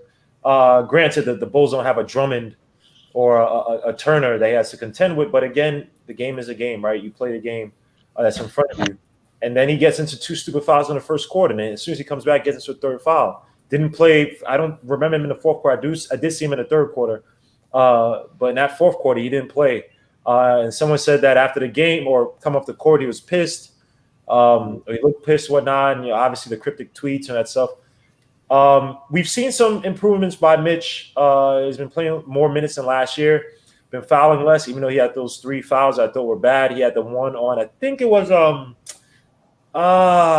Thaddeus Young who drove and he just draped him stupidly for no reason. Once Thaddeus kind of like initiated the contact, he poked his chest out to create the contact for the foul. What's going on with Mitch? And is Tom Thibodeau trying to run head games? So-called put him in the doghouse to kind of discipline him. Is Tom Thibodeau not a believer in Mitch Robinson? He's been using Norzawell a lot, and Norzawell is not this good player. He gets lost in defense as well too. What's going on with Mitch and Tom Thibodeau? I think with Mitch, I personally think what's going on with him and Tom Thibodeau is that Mitch is starting to face the reality of finally having a real coach. Again, right? We all know his story. He basically is a high school player. Didn't play college, so he hasn't had real coaching for a couple of years, and we don't count Fizdale. That was a joke. So he's really learning how to actually play he's learning how to play winning basketball. He's learning how to play winning defense, and I think that's the thing. With Fizdale, he just let him run loose, and he was getting blocks. Yeah, that was cool. Yeah, he had a high, whatever, the field goal, Wilt Chamberlain, whatever. That wasn't him becoming a better player. That was, to me, just him doing whatever, and then, he get putbacks and dunks. Now he's learning principles. Now he's learning that, what, I have to do this and be disciplined every night because this coach isn't going to allow it. And I think his ego's getting a little bruised right now because he's been having his way. Listen, it's always go back to when you have your kid eating ice cream for dinner or whatever, and then you try to tell him to eat some Brussels sprouts. Clearly, I didn't eat any, but you gotta break him. Shut up. You gotta break him. He's breaking them right now, and he's building them back up. You ate something. Set yourself up. Oh, everybody laughs at that, but doesn't laugh at my joke. Okay.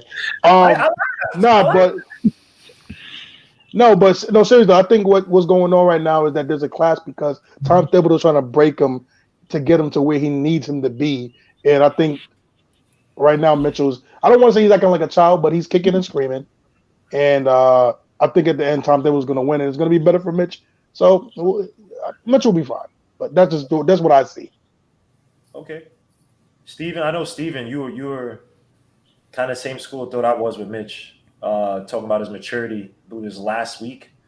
We were hinting at it. If you want to give some color on Mitch. Yeah, I wanted to hear also what the gang thinks by Thibs playing Noel yesterday and saying I just thought it was a better matchup. I was going to go with him and Mitch. I don't know if you noticed, but so many of the players, when they come off, our young players come off, whether they take it out or a coach immediately will come over to him, they'll say something to him. Mitch just goes right to the corner, like the chairs. I think the chairs are assigned, but he goes there and nobody talks to him. And so I don't know if there's a wall up between him and others. He has really obviously a lot of natural talent, but wow, we saw, 3 fouls in 11 minutes yesterday, and he wasn't going, the 5 yesterday. Wendell Carter wasn't playing.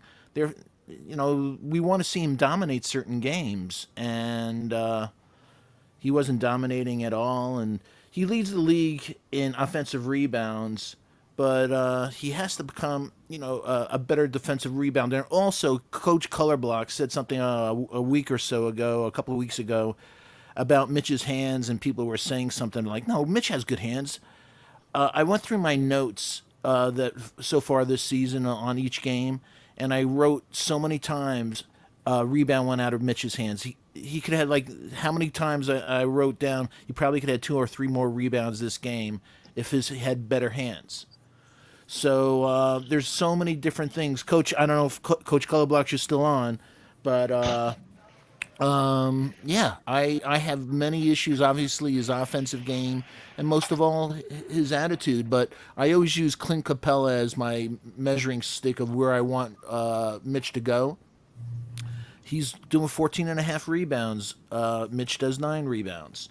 Mitch does like 4 rebounds, about a little under 4 rebounds on the offensive side, 4 rebounds on the defensive side, and I don't know. I just don't know if he's going to be our long-term solution, especially from the body language of Mitch, and also the body language now of Thibs and everything. That looks like they tried, but his endless tweets are cryptic, and who he's talking about, and we're talking about high maintenance with Kevin. This is also high maintenance. You just don't know day in, day out what you're going to get with Mitch. Can you pin Justin L's tweet or comment? Because it was 100% spot on. Yeah, that what's on the screen, that's just 100% spot on about Mitch. I was going to say the same exact thing. Mitch has bad hands, man. He gets a lot of rebounds because we miss a lot of shots, and he uses his length to get the second jump and all that stuff. The second bounce. Yeah, he's really good at the second bounce and all that stuff, but I don't know. Positive. Hey, I'll that's take great. that. No, that's great. 100% great. But But what about on the defensive side boards? All right. I mean, he grabs he does grab boards. He doesn't box out well. He uses his length, right? And that to me is what leads him to some nights having 5 rebounds and then some nights having 14. When you play teams where you can really use your length, he gets 14 rebounds. When you play teams that have some really strong guys and they can put a body on you, he struggles getting rebounds because he doesn't box out well and he doesn't have the strength to box out. I don't know if he's ever going to develop that strength. I don't know if he's going to develop the skill. That's something that he's going to have to work on and develop because, he's not that great of a, he doesn't box out that great. Or screens. Instead of shooting, he doesn't set screens that well. Doesn't set screens that well, and I said the other day, broadcast or so, how many times is he on the deck a game? He's on the deck all the time, and the way he plays, he takes some nasty falls. One of these days, he's not going to be getting up. My whole thing, my whole summary on Mitch is that I agree with what everyone's saying. Is he's like a top 15, top 20 center who thinks he's a top 5 center. And he carries himself that way, not in a positive way. He thinks he deserves to get that money. He tweets all these passive aggressive things. He's on his 6th agent. He thinks he's an all-star. And I'm like, I don't see, maybe I'm missing something, but I don't see some hidden all-star here that he thinks he is. I think he's solid. I don't think he's Coach Colorblock guy we got to unleash. But Coach He's Colorblock, shooting 47% from the foul line. Yeah, which is a pretty. And Coach Colorblock, you said something that's really. If he needs to start, if he wants to start shooting, he needs to improve from the foul line. And again, that form looks even a little. Form bit is terrible. Bricks from the foul line. Form is terrible.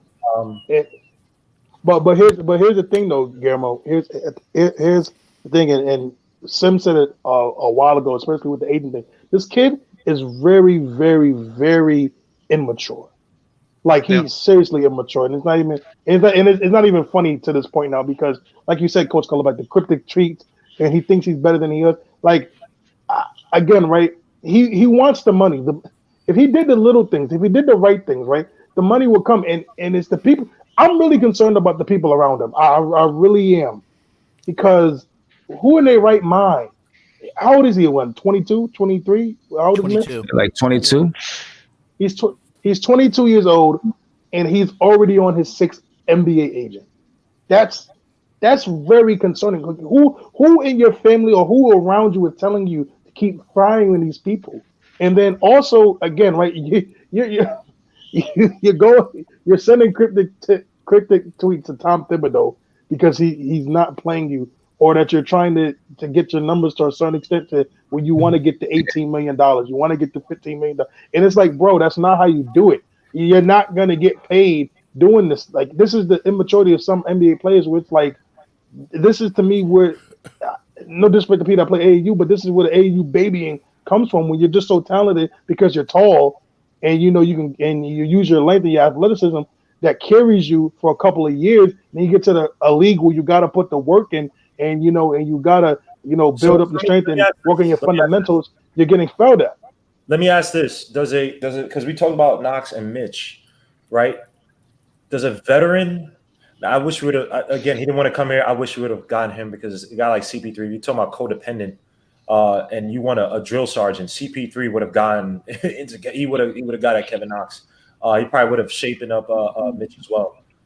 But he might have crushed Kevin though even more, because what you hear about Chris Paul in practices is that he's an SOB. If Kevin Knox likes being screamed at, then if he's gonna get it. That dude was chewing out. That dude was chewing out Blake Griffin in like the conference finals. Yeah, I know. I'm like on the court. Kevin Knox says he likes that type of stuff, and he responds well to that. CP3 will give you that. He'll give you that negative reinforcement. That's so cool. Yeah. But I think he's maybe learned a little bit from that too, because the kids in OKC seem to really like him. So maybe he's learned how to balance it a little bit. I think with Mitch, some of what Isaiah was saying, I think it was really good insight about someone he's learning how to get coached. I also wonder if he feels that he can't express himself with Tom Thibodeau, and it's the reason why you see, like, if you feel like you can't express yourself, you're gonna do little things to try to get your point across. So I wonder if, like, he feels certain ways about maybe his role, but he's afraid to say it to Tom Thibodeau, because Mitch, if you watch him in his post game interviews and things, he's a funny guy. Mm-hmm. You know what I'm saying? And he usually says what he wants to say. He doesn't say anything wrong, but he says what he wants to say, and he's pretty straightforward, right? You don't beat around the bush. He's pretty straightforward, and he has that about him. But maybe he feels like kind of afraid to say what he wants to say to Tom Thibodeau, because Tom Thibodeau is kind of a tyrant too. Exactly. You know what I'm saying? And so maybe he's afraid to say it, so it starts to come out, man, I'm just going to sit here at the end of the bench. I know the cameras are watching, right? Or I'm going to sit here after the game and throw my arms up over the chairs and be upset. Or, different things like that. I'm going to throw this tweet out there because it's a way to poke the lion so someone can say, what do you need? And then now he can get it off, because Tom Thibodeau said he didn't even talk to him about it. Right? Nobody. I didn't talk to him about it. So, can I add something to that Mitch thing? Go ahead. Did anybody ever think that maybe what Mitch was saying was true, and that maybe it was personal, and that maybe somebody in his family might have been asking him for some money?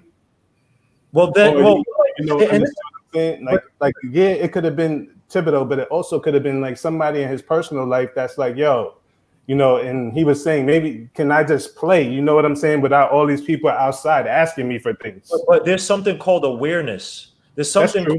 Who's his agent? Who's his PR person? Right. The day after to explain that cryptic. Yeah, come on, man. But you still got to give these kids the reason to doubt. They're still kids. You understand? And then you look at his phone, you get a message. But Hinton, that's the whole point. So my Nigerian family, if you're a young kid, you don't talk to grown-ups unless you have something legit to say. Hey, the house is burning down. Let's get the hell out. I know Nick probably knows that too, where you don't have kids acting as if they have something to say. That's the thing with Mitch, and that's maybe the thing with this society. But a lot of kids talk, Yeah, I And know, you have anything to say. And I'm not saying that you shut them up, but Mitchell Robinson needs to know his place. Hey, if you want to sit there and complain about how your usage is, I'm not saying he did this, right? You go to the coach and say that to him. We talking about express yourself, but maybe the way that Mitch has been so-called express himself, maybe it's BS. Maybe it's not worth to even pay attention to. That's true, but I'm just giving you another side of the pancake. That's all I agree with you. But if it's something, hold up, if it's something in your family, maybe you don't put that on social media. Thank you. But these kids, I don't even know about your family. But these kids live on social media, and That's everything is a show for them. That's happening. That's a reality. But how do you fix it? How do you make it better? Hey, Mitch, you've been your sixth agent. You don't have the greatest of images with some of these coaches, whatever. You are getting an opportunity. Tibbs is like your talent, but you going up with these, whether he's a passive aggressive or whether he's tweets about stuff about your family, maybe you need to stop it because it looks bad. Forget what the intent may be. It doesn't look good.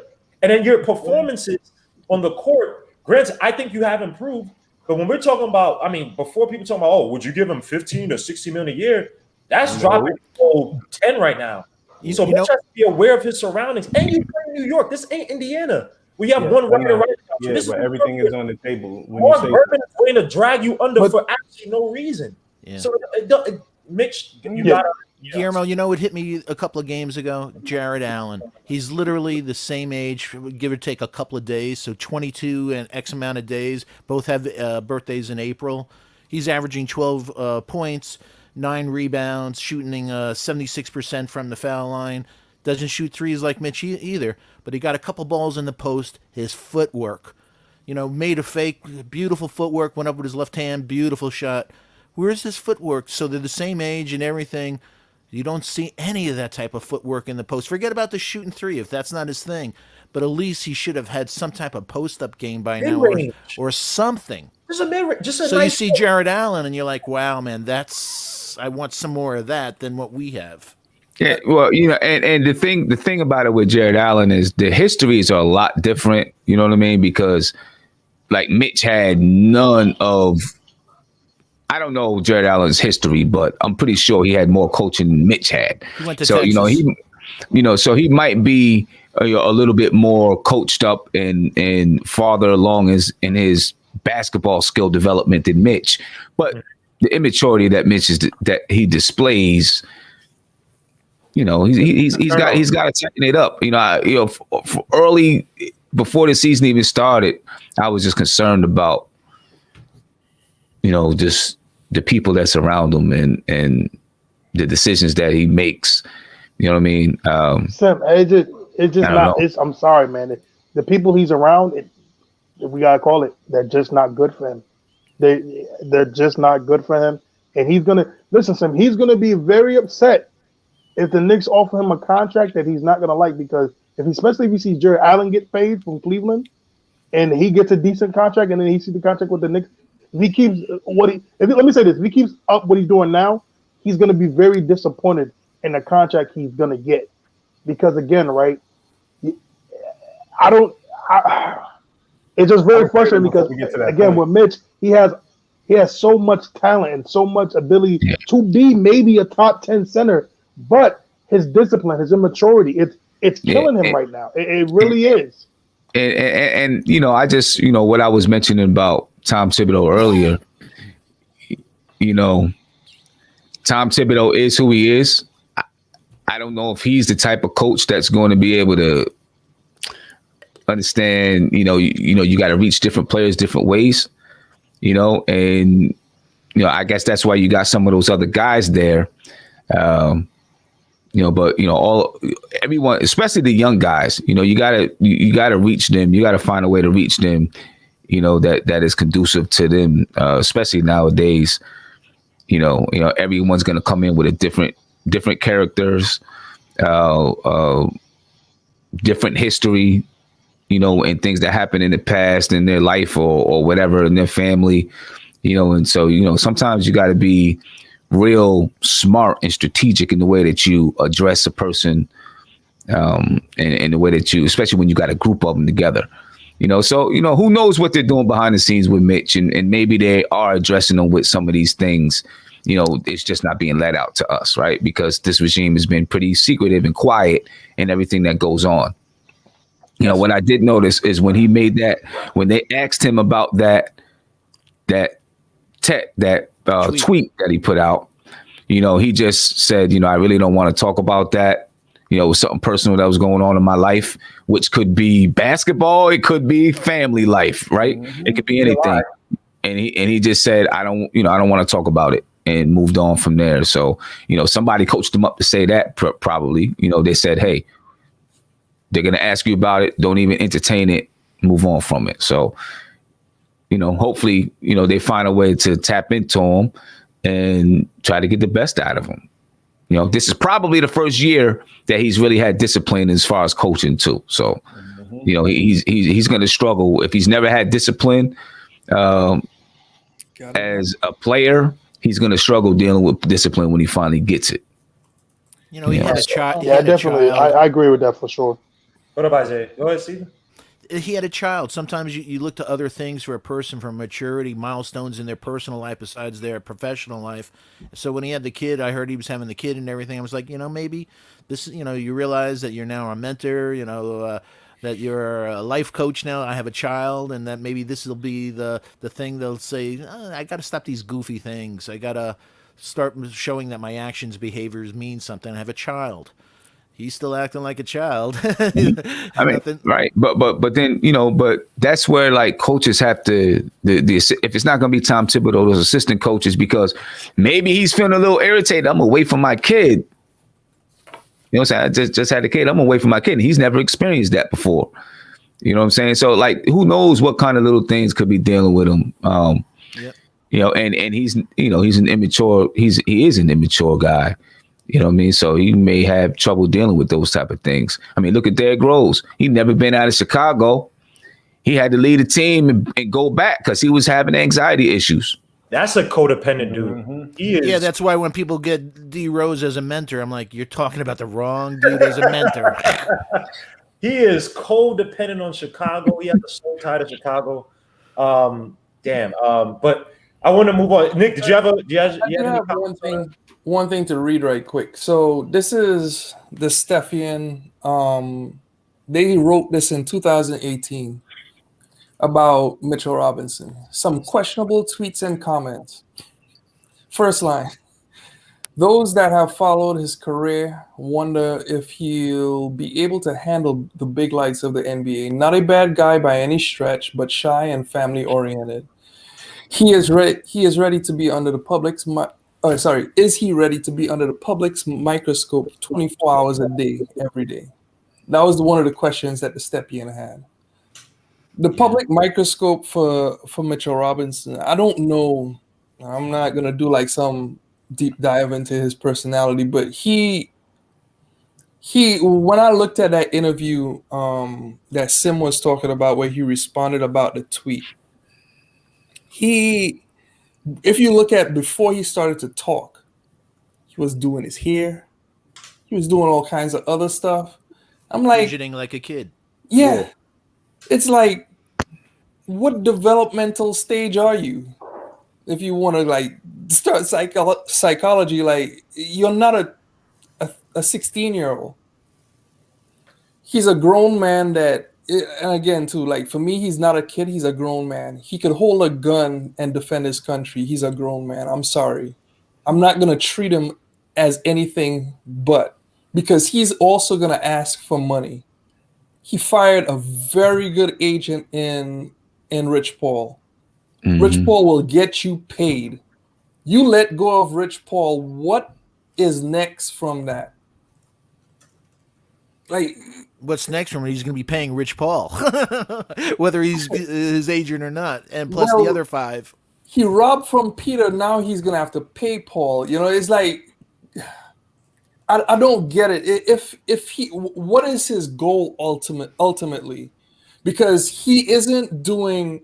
Let's just go into something for a second. He isn't going above and beyond with basketball to where he looks like an all-star. He's not diving after balls. He's not the one that Thibodeau said came into camp in shape, came into camp or staying back late, working extra hard. We heard that about Knox, but we hadn't heard about Mitchell Robinson. How hard are you working? And one of the things that I think, to Sim's point yes, Thibodeau is not he's a disciplinarian, but Woody was brought in here to reach out to the young guys. So this is a Woody's job. Woody is getting older. Does Woody want to put up with this? You know what I'm saying? Yeah. Like, ultimately, we want to win a championship as a roster and as a team. I mention this to Guillermo all the time. I want guys that have the RJ mentality and want to fight for a win. RJ and IQ. That's the two guys. But like, is Mitch that? And look, in full disclosure, my favorite coach is Phil Jackson. Phil Jackson always said you need to have one goofball on the team. Yeah. He might be the goofball for the team. But Nick, you know what? But you know what? Can't you be a goofball like JaVale McGee? Yeah. You know what I'm saying? Positive and negative of goofballs. Like it's just like, yeah, I mean, it's just like, a quirky dude, but he's not doing all this stuff that make people question, why'd you send this tweet? Why'd you send that tweet? Just Rodman was on the Lakers and JaVale McGee goofball on the Wizards, right? One was given a 3-year or 5-year, I can't remember, $40-some million deal on the Wizards. Him and Andre Blatch, that clown. And the other was a key piece on the Lakers and the Warriors, where you had other players who took the load of like the production, the leadership. And he was like, he played the 10, 15 minutes, right? And JaVale McGee wasn't going to get paid money from that team for the 10, 15 minutes, but he's a valuable player. Same thing, okay, if Mitch is going to be the goofball, in that sense, like JaVale McGee, are you paying him that money? You know what I mean? And Chuck B, man, I hope you get your computer fixed. I want you, because you're saying that people are misconstruing the tweet. It's not necessarily the tweet itself. Yeah. Not aware. It doesn't cryptic. do not. So it leads to interpretation. Media in the New York market, where now all these reports, because it's not just Mitch who has to answer. Now your coach has to be asked these questions. Other players have to ask these questions. Rumors go around. So all this unnecessary It's attention. aggravating. Hey, Guillermo, do you know what? I don't want to answer for you, Mitch. I'm such and such. I'm RJ Barrett. I'm IQ. I'm Emmanuel Quigley. I'm a rookie. I don't want to have to answer for you when Mark Berman's going to take. And I might say, well, Mitch, blah, blah, blah. He might take it to be, IQ said that, Mitch. And now I got to sit there and now I have to do all this unnecessary attention, Chuck. And Guillermo, here's one more thing I wanted to say. And this happens to a lot of young NBA players, and this is the problem with them. They don't treat it like a business. How many times do we hear OG players, and people always want to call them haters, always want to call them old-fashioned, but they always say about young players, and this has been a big argument these last couple of years of why there should be more veterans on these young teams, is that they don't treat it like a business. Like Nick said, you're a grown man. You're 22. You're in a business. This is a $1 billion business, bro. The Knicks by themselves are worth $5 billion. Mitch, this will go on after you. This will go on way after you. You're not treating this like a business. You're treating this like a immature child that didn't do the chores around the house and like, Dad, can I get $20? You should have went to college. You didn't do any chores. He really should. He really should have. But again, this is the problem with it. It's not just Mitch, but a lot of these young guys. You wanna half-ass it and you want to get a promotion. You want to do all this stuff and not get you want to get that $15-18 million, but you don't want to put the work in. You don't want to do the other stuff that it takes. Like you said, Guillermo, you're doing all these things to answer the questions. Like quickly have to answer the question. Bro, they don't want to do this. Yeah, Mitch, treat it like a business. Let me just answer this real quick, man, because in the chat, of course, Josh is saying this, right? That James, he's trying to compare him to James Dolan. Let me help you out, Josh. One guy is fighting or playing right now. It has 6 agents. Stephen Fox points out all the time he's paying these agents money. So that $1 million or whatever money is, it's probably been chopped up already, right?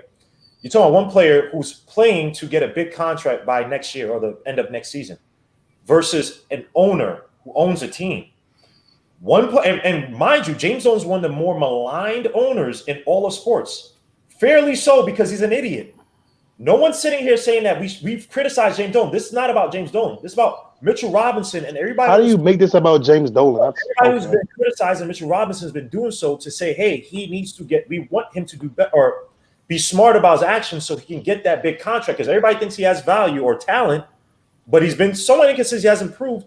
But again, stupid things like this can lead to him not getting a contract versus James Dolan, an owner who's been criticized. So again, I'm sorry, I just had to do this because in the chat it was just getting crazy. It's like you're comparing the owner. Like, let's use our brains here with Mitchell. You can't compare Mitchell Robinson to James Dolan, the owner. Like, it just doesn't make sense. What was the comparison? I didn't even see it. What was the comparison? He was trying to say that that in the New York market, he said, what did he say? He said, now we're using the New York market. So is it fair to say that Dolan deserves more criticism than Minnesota's owner for losing because it's the New York market? I don't even know what that's supposed to mean. And he's saying that I don't understand that. Criticize James Dolan enough, which I'm pretty sure every time we've done like a so-called season breakdown before it starts or whatever, we literally talk about how much more can you talk about James Dolan sucking? He's not going to sell the team. So we're stuck with him. He's a constant. He's not a variable in this case. Mitchell Robinson is a variable. Depending on his play, he might be here for a certain amount of money or not. James Dolan's not leaving. And he's been much maligned as he should have been, regards to his basketball actions. He's one of the worst owners. Like, what else do you want me to say? Like, what you want me to sit and talk about James Dolan all the time? He's not playing the game. He's hired people to run the team. So I'm sorry. I apologize for even getting to that tweet. Hey, Guillermo, just a couple things on Nick's comment reminded me of something. Belichick is one of my favorite coaches. I study everything about him because I think it goes across all types of sports. I hate that guy. He's one of the guys I hate him. He's the greatest defensive mind of all time. Well, the thing that he said is that when he looks at kids and draft choices and he talks to head coaches and he talks to the janitors at the arena and stuff like that, what he's learned that every time he talks to him about a kid, everything after the word "but" is true. So the kid is great here, but. And when you read that about Mitch, but, shy and all the other stuff, that should have really been taken. This is a bad market for you to bring somebody in like that. If those are the traits, like you were saying, the press and everything and the fans, it's a brutal thing. Also, because of information, when you look at it, Mitch is making $1.6 million this year. Emmanuel Quickly is making $2.1 million. When you look, Iggy's making like $60,000 less than Mitch. So when he's looking around, he's like, look at my value and all these other guys. So you don't know what's going through his mind, this kid. Yeah. But you know what though, Steven? This is I'm sorry, Gilmore, but this is bothering me what Josh is saying. That we're giving him the benefit. It's not about the benefit of the doubt, bro. Like, why do Knicks fans not see certain things this guy does, and they just throw it under the rug because they don't think it's gonna affect them. But we're thinking about the future. Like, bro, if he's firing his agents, doing cryptic tweets, being immature during interviews, you don't think these things affect him on the court? Like, we're trying to say he's the benefit of doubt of 21. Bro, at the end of the day, right, I know 21-year-olds that are grown-ass men, that are mature. That I'm tired of this, like, because he's 21. Bro, there's going to be a day where you're going to have to grow up. It's going to be at the day where your mom and dad's not going to help you. You got to grow up. I don't care what nobody, like, I'm tired of this age crap about him being 20, 21. Bro, how long are we going to keep saying he's young? Well, you know what's crazy? After a while, 3 to 4 years, he's going to be 24, 25. After that, what's your excuse going to be? Well, come on now. We got to stop this. We talking about Mitchell Robinson. No one's sitting here and saying that he hasn't made improvements to his game on the court. I mean, he's been inconsistent past weekend. But the thing about it is that people are talking about he has a big contract coming up. Opportunity. Sorry, not a big contract. Someone has to make a decision whether to pay him. And these things feed into that, right? So, again, we're judging him on the basis of, hey, be smart, move sharply, because people are watching you, and you're not Jokic, you're not even Christian Woods, right? You're a guy who's a rim runner. You have talent, but again, you're not the most consistent. So be smart about it. So at least they say, okay, you know what? This kid's been professional. I like working with him. I think I could work with him versus, damn, he's talented. But like Stephen Fox said, and that but could mean 7 figures, 8 figures, you be on another team that you may not want to be on because you didn't get that contract from the Knicks. Be smart. That's all we're saying. No one's saying that. I'm sorry. I don't know why I did this. I want to move on to the last thing, which is quickly. I apologize for even getting to that. It's just I want to make sure in the chat because some people just say these comments and it's like, oh, you're saying this. Like, no. Let me clarify what we're all saying. Mitch Robinson has to be a little bit more mature about how he moves. So again, there's not extra attention for no reason that might stop him from getting a big contract, given the fact that he's not Jokic yet or Christian Woods even. But I just want to show this thing real quick before we leave. Your boy Quickly is getting known around the league now, man. Everybody's talking about his floaters and everything. I just want to know, man, does this make him look like a punk? I'm only joking, by the way. He's not a punk, but you know, it just I don't know, man. I'm still from the 90s, man. I ain't telling nobody I like you. You know, look at this, man. Oh, why would you do that? Oh, I like that. It's what do you want, a kid that has no experience walking up to an experienced guy and saying "sup"? Like I'm on your I like the humbleness. I listen. Ruben's probably a cool dude too, man. But it's like and he tries to stick out his shows a little bit to act like it's like don't do that, man. You're supposed to. Oh, man, he looked in his eyes too, like loving. To me, that goes to what you just seen there. To me, goes to why Emmanuel Quickly is Emmanuel Quickly. What you see there is I am a guy that's going to take my chance when it's here. Yeah, when I have a chance, right? Because you remember the protocols. They're not supposed to be able to talk after the game, right? So he's like, you know what? I got my chance to tell this guy, this is someone I looked up to, him. I'm gonna let him know right now. And I imagine Emmanuel Quickly in school was that one of those kids that like the teachers liked him, everybody liked him, and he was, you know, he still did little things, you know, but people overlooked it because they liked him because of his, you know, he just had this nice little sparkling personality and took those kind of chances and, you know, did little things that you didn't expect and stuff like that. I don't know. I mean, I think you know, it's all right. He's showing the respect. Hey, Sim, did you hear the story of the teacher that said that Quick found $20 and brought it into the office and said somebody lost this? No, I didn't hear that. He did that? You know what Quickly reminds me of? No. You haven't seen that awful commercial where the it's like the black high school player, right? And the ref called the wrong play. He like called it in favor of the team, but like the ref got it wrong. And the kid goes up to his coach and he's like, "Nah, coach." And he goes up to the ref and he's like, "Yo, blah blah." And he changed. I'm like, "Why would you? Are you stupid?" Oh, you said commercial? Y'all don't remember that commercial? I know what commercial you talking about. The coach was like, and the players are all mad at him, but the coach was like, "Good call." Oh, yeah. The ball went out of bounds on him. And the ref was going to give it to his team. And he went to the auto like, "No, coach, it went out of bounds on me," and told the ref. I was like, "Yeah, right." My coach, your coach will wring your neck if you ever did that crap in real life. You stupid, integrous ass. Hell no, man. You're getting jumped. Yeah. But Steven, that is the type of thing that I'm saying about Quickly. I mean, I didn't know, I hadn't heard that story, but he just sparks me as that kind of guy that all the teachers liked, everyone liked him. He was happy-go-lucky, positive energy. Positive energy. Hey, Sim, did you see the play yesterday? See the play yesterday where I think it was Noel made a mistake and he clapped his hands quickly like, we're cool, come on, let's get it. You know, It wasn't like shaking his head. You got to do a lot of that with Noel because, you know. But he did it for a couple of guys yesterday. You guys said that Mitch has terrible hands. What's that say for Noel? Oh, God. Oh, my God. He needs Stickum. And what Quickly did, I'm only joking. It was actually beautiful to see, man. That was cool, man. Hey, also, Gilbert, did you peep what what's the name did though? Did you peep? It's my show. No, but there's one thing I don't think no one really peeped about. What's his name? The Lou Williams, right?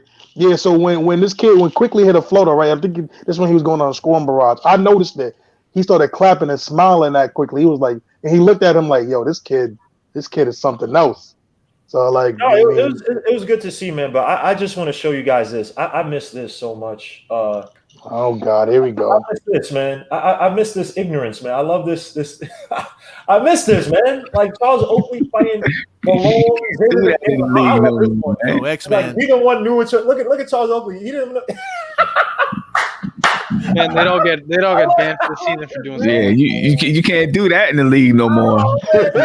In the league no more.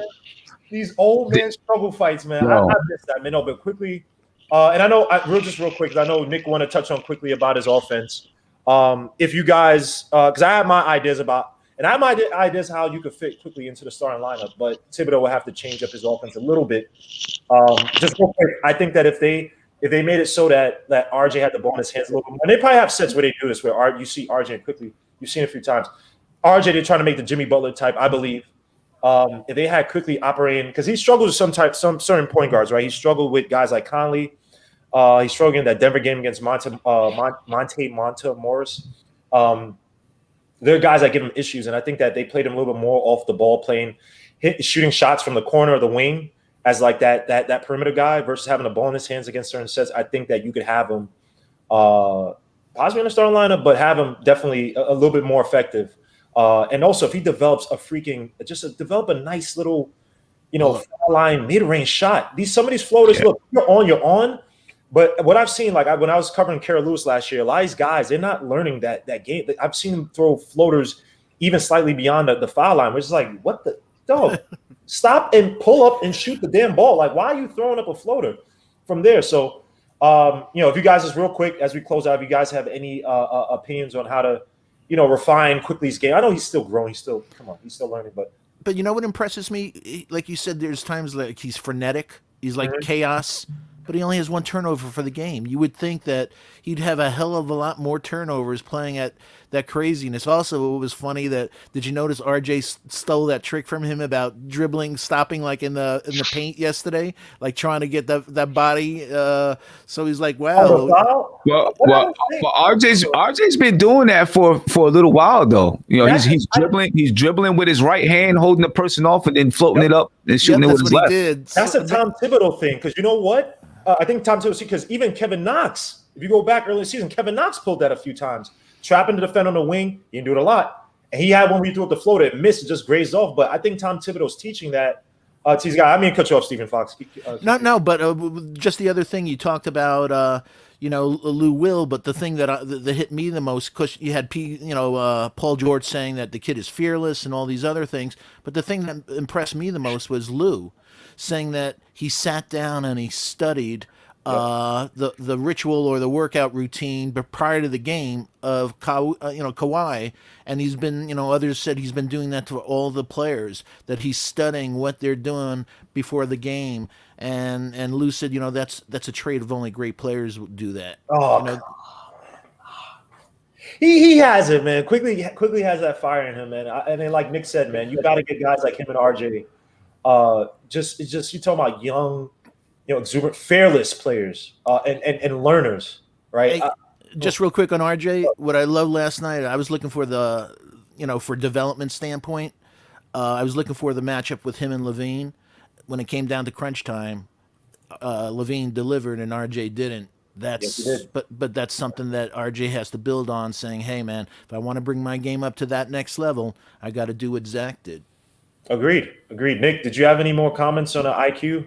Then he said, Nick, by the way, I'm with C-Mac. I don't like Oakley no more since he dissed Pat. He did diss Pat. Oakley, he's bugging out, but go ahead, Nick. So, all right.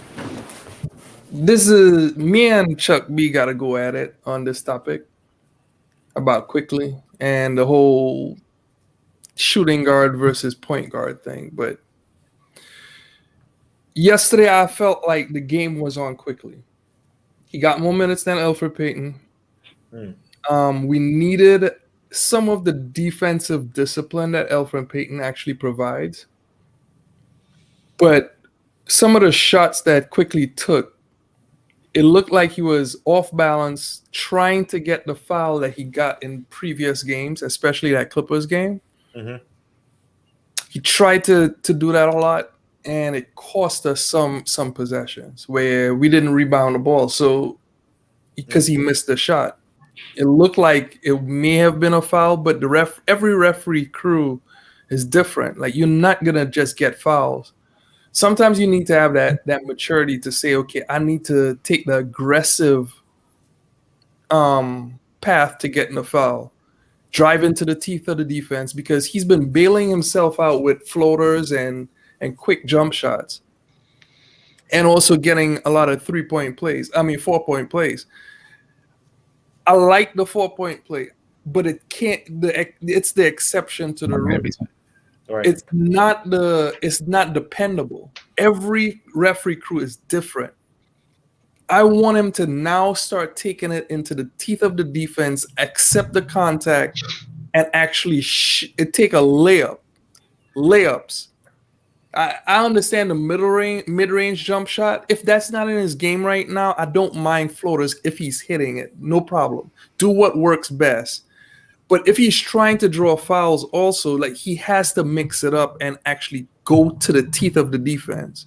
We didn't draft Halliburton because he didn't drive to the basket, but he does a lot of other things well. Well, the reason why we drafted quickly is because he could get to the basket, but he's got to start taking layups and stop bailing himself out. That's just my take. And I think No, I think you know, with what Nick is saying, one, I would like to see him get a pull up. I think, you know, the floater, cool. I think he does need to add a pull up to his arsenal, because there are times when the floater is not there, but the pull up is there, and you know, he can pull it up and knock it down. I'd like to see him. He pulls that floater so early sometimes he doesn't get a chance to allow the defense to collapse for him to kick it out. Yeah. And I think that's got to be the next step for him, to not go to the floater so quick, keep the ball in his hands, let that defense come to him, and then kick it out. Or if it doesn't come, go ahead and take the layup. Right? And not leave his feet. Yeah, and not leave his feet. You know, those are some parts to his game. I think he's learned that. You know, he was talking about why he developed that floater is because, you know, he's small and he's got to shoot over big guys, and he's small but he's thin, so he doesn't like have the type of body where if he gets bumped, he might get bumped, or he might not even get bumped. It might just be a slight touch, but it throws him way off. He feels like he got fouled, but the refs are like, he just got a little touch, and so he developed that floater, you know, to avoid that contact. But I do think those are some areas where he's really got to develop in his game. Yeah, definitely with the definitely big on him. Like Nick said, he's searching for that foul. One thing he has to understand, especially, he's a rookie, and most of these referees are gonna be like, "Bro, you're a rookie. You're a baby in this. You got to earn those calls. You're not gonna get those calls. Maybe next year." Not even maybe next year, maybe the third year he's going to get those calls, but he can't keep relying on him getting fouled and always falling to the ground. That's going to be like, bro, stop flopping. You got to get stronger. And also, I've been saying this about Quickly too. The floater to me is just a defense mechanism because he's skinny. Again, the first thing he should do, if I'm the Knicks and when the offseason comes, I'm getting this kid on a protein diet.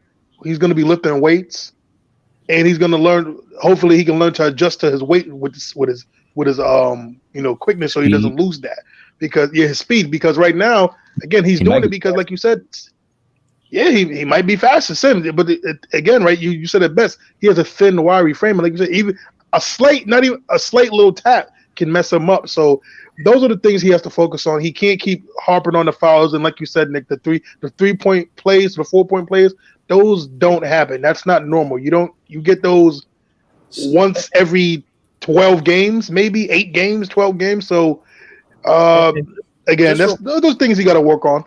So real quick, quickly, when you watch him play, like, there is a difference when he's shooting off the dribble versus when he's stationary. And when he's running, it's almost like he's like how can I put it? He's like a feather, when it's like his momentum just takes him to kind of like lean, versus when you see a lot of these guys in the NBA, like I'm watching freaking Paul George. They just lost to the Nets, where the Clippers, that is. And when they shoot that mid range, they can and Marcus Morris was doing a great job of it, where he would drive into you. Then it's like he could fade away effectively to create that space. So that's something that quickly could definitely work on this summer because many times you see him, even when he's at the top of the key or perimeter, he'll dribble and it's like he leans in a little bit to shoot. So just a tweak his shot. So because again, if he could develop a nice little, because he gets enough air, I think, and he's so fast and annoying that he can create that space to kind of step back, and he has a decent step back. He steps back decently, to shoot a nice little fadeaway or a shot that's fading a little bit more away versus when he's leaning in. So, with quickly, I agree with you. Look, Nick, great point. There are gonna be refs that give it to him, but he has to be careful because one thing I said that he does well is that he reads contact very well. Like you've seen it, especially in the preseason, in the Cavs games that they've been in. Sexton, for instance, very aggressive, and he'll try to reach over. Right, once you reach over and you're in no man's land and you haven't gotten the ball, once I do that, once I hear I don't know, in Brooklyn they call it booty cheek smacks because the refs sometimes can't hear it. They hear it. So for any kids watching, so when they hear it, it's like, oh, I heard it and I can see something going on. That's a foul. But then, like you said, sometimes it's like, and then now they're reviewing it, so the refs might get up. It's like, all right, this guy, he's doing a Trae Young thing a little bit. He's trying to fish the fouls. And he doesn't have the Trae Young hair where Trae Young can flop and flail. And Trae Young's a 27-9 kind of guy, so he's a superstar. He'll get those calls. So he definitely has to be careful with that going forward. But guys, thank you guys for joining me. I was hoping that. Matt Henson, go ahead, man. You hardly talked to. I apologize. Bro. Yeah, I would think IQ. He just needs to use his teammates more. Like I want him to use his teammates more. Every game he takes a knucklehead three that just bothers me. Where he could use more time on the clock, and he just takes the three. He'll pass it. He'll get the ball back. There'll be like 8 seconds left in the clock, and instead of like taking a dribble and seeing what's going on, he'll just shoot the 27-foot three. And it's like, why did you take that three? Against the Clippers, he did it by 5. He's a little too trigger happy sometimes. He did that yesterday. Yeah, he does it every game. And it's like, yo, why did you take that? There was no reason to take that. You could have did something else other than take that three. Agreed. So he took that. I'm about to close. It's all a process for IQ, but definitely see tomorrow, man. Again, the Bulls are one of the worst pick and roll defending teams. IQ, the whole team needs to be brutalizing the freaking Chicago Bulls. And SB Sports, man, I wanted you to come on because he's a Bulls fan and a Yankees fan, by the way, which is just and a Chargers fan. Anyway, I don't know what. He said LaDainian Thomas is one of the favorite players. Back in the day, LaDainian Thomas was a lot of people's favorite players. So I get the Chargers though. He was crazy. LT was a bad man. LT was a bad man. Even that 1 year with the Jets when we went to the playoffs, he was a beast. But I ain't gonna talk about the Jets, man. We good this year. But anyway, you guys in NBK. They'll give up 15 round picks for Deshaun Watson. We'll talk about it later. So, Sim, you'll be doing a pregame and a postgame tomorrow. Yes, correct? sir. So, guys, please be tuned in for NBK. Also, look out for the shoot around, which will be coming then that Thursday. And then we'll be doing the Thursday show. Hopefully, next time you guys can actually attack Sim and set all this, GI talk about, oh, Sim, you're an idol to man. Screw that, man. Attack Sim. I ain't here for that. Attack Sim. Set me up there. Next time. Attack. I don't care. Attack. Nah. See, the crazy thing with Sim knows it too. He be like, shit. I take the column, but he be like, all right. Isaiah. All right, let me just mute Isaiah. This guy's ended on a good note. This guy's cursing, messing up the whole algorithms. But guys, thank you for your support, man. Definitely see you tomorrow for the watch along, man, and watch out for NBK. Also, Isaiah is supposed to be doing a 3DL. He's supposed to be doing a cooking show. Isaiah, do you have any timetable color? Hey, man, I'm trying to get out. No, so I'm trying to be serious, right? So I'm trying to get a time. No, don't do this. Don't do it like this, fellas. He's stuttering, right? You hear this? Is this Mitch Robinson speaking? Yeah. First of all, y'all try to hit me with the kid that played it when they used to be like, nah. Seriously, man, I'm trying to get a. I don't know what he was just talking about. Anyway. Just say yes or no. Do you have an episode lined up? Yes or no? Yes, I have an episode lined up. We're on a Cooking with Sebze with Simeon Russell. We will be making empanadas, some stuffed empanadas. Everybody's asking, what's your channel? Can you please post it in the private chat so I can at least. I got you. Oh, if I you're don't gotta. Isaiah, you can post it yourself if you're a mod. So please post the channel. Oh, I'm not a. You don't like me. I'm not a mod. You don't like me. That's a good point. Hold up. So post it in the private chat, and I'll post it tonight. So because AO Pow's asking for it. So please. I got you. Yeah, I'll post it after the stream's done. But now we're definitely going to be doing that, and then on the 3BL, we're definitely going to be talking some Jets and some Giants and who we're going to be picking. So I'm going to need you for that, big bro. Oh, of so course. I got some shows going on, man. 3BL is not dead. We are live. We're kicking, and then cooking with Seb Zay with Simeon Russell. We're going to be doing some. We're going to be definitely doing some empanadas. I'm a little broke right now, so if Sim, you can spot me. Sim, I just sent you some money. Hey, shush, hey. You expose yourself.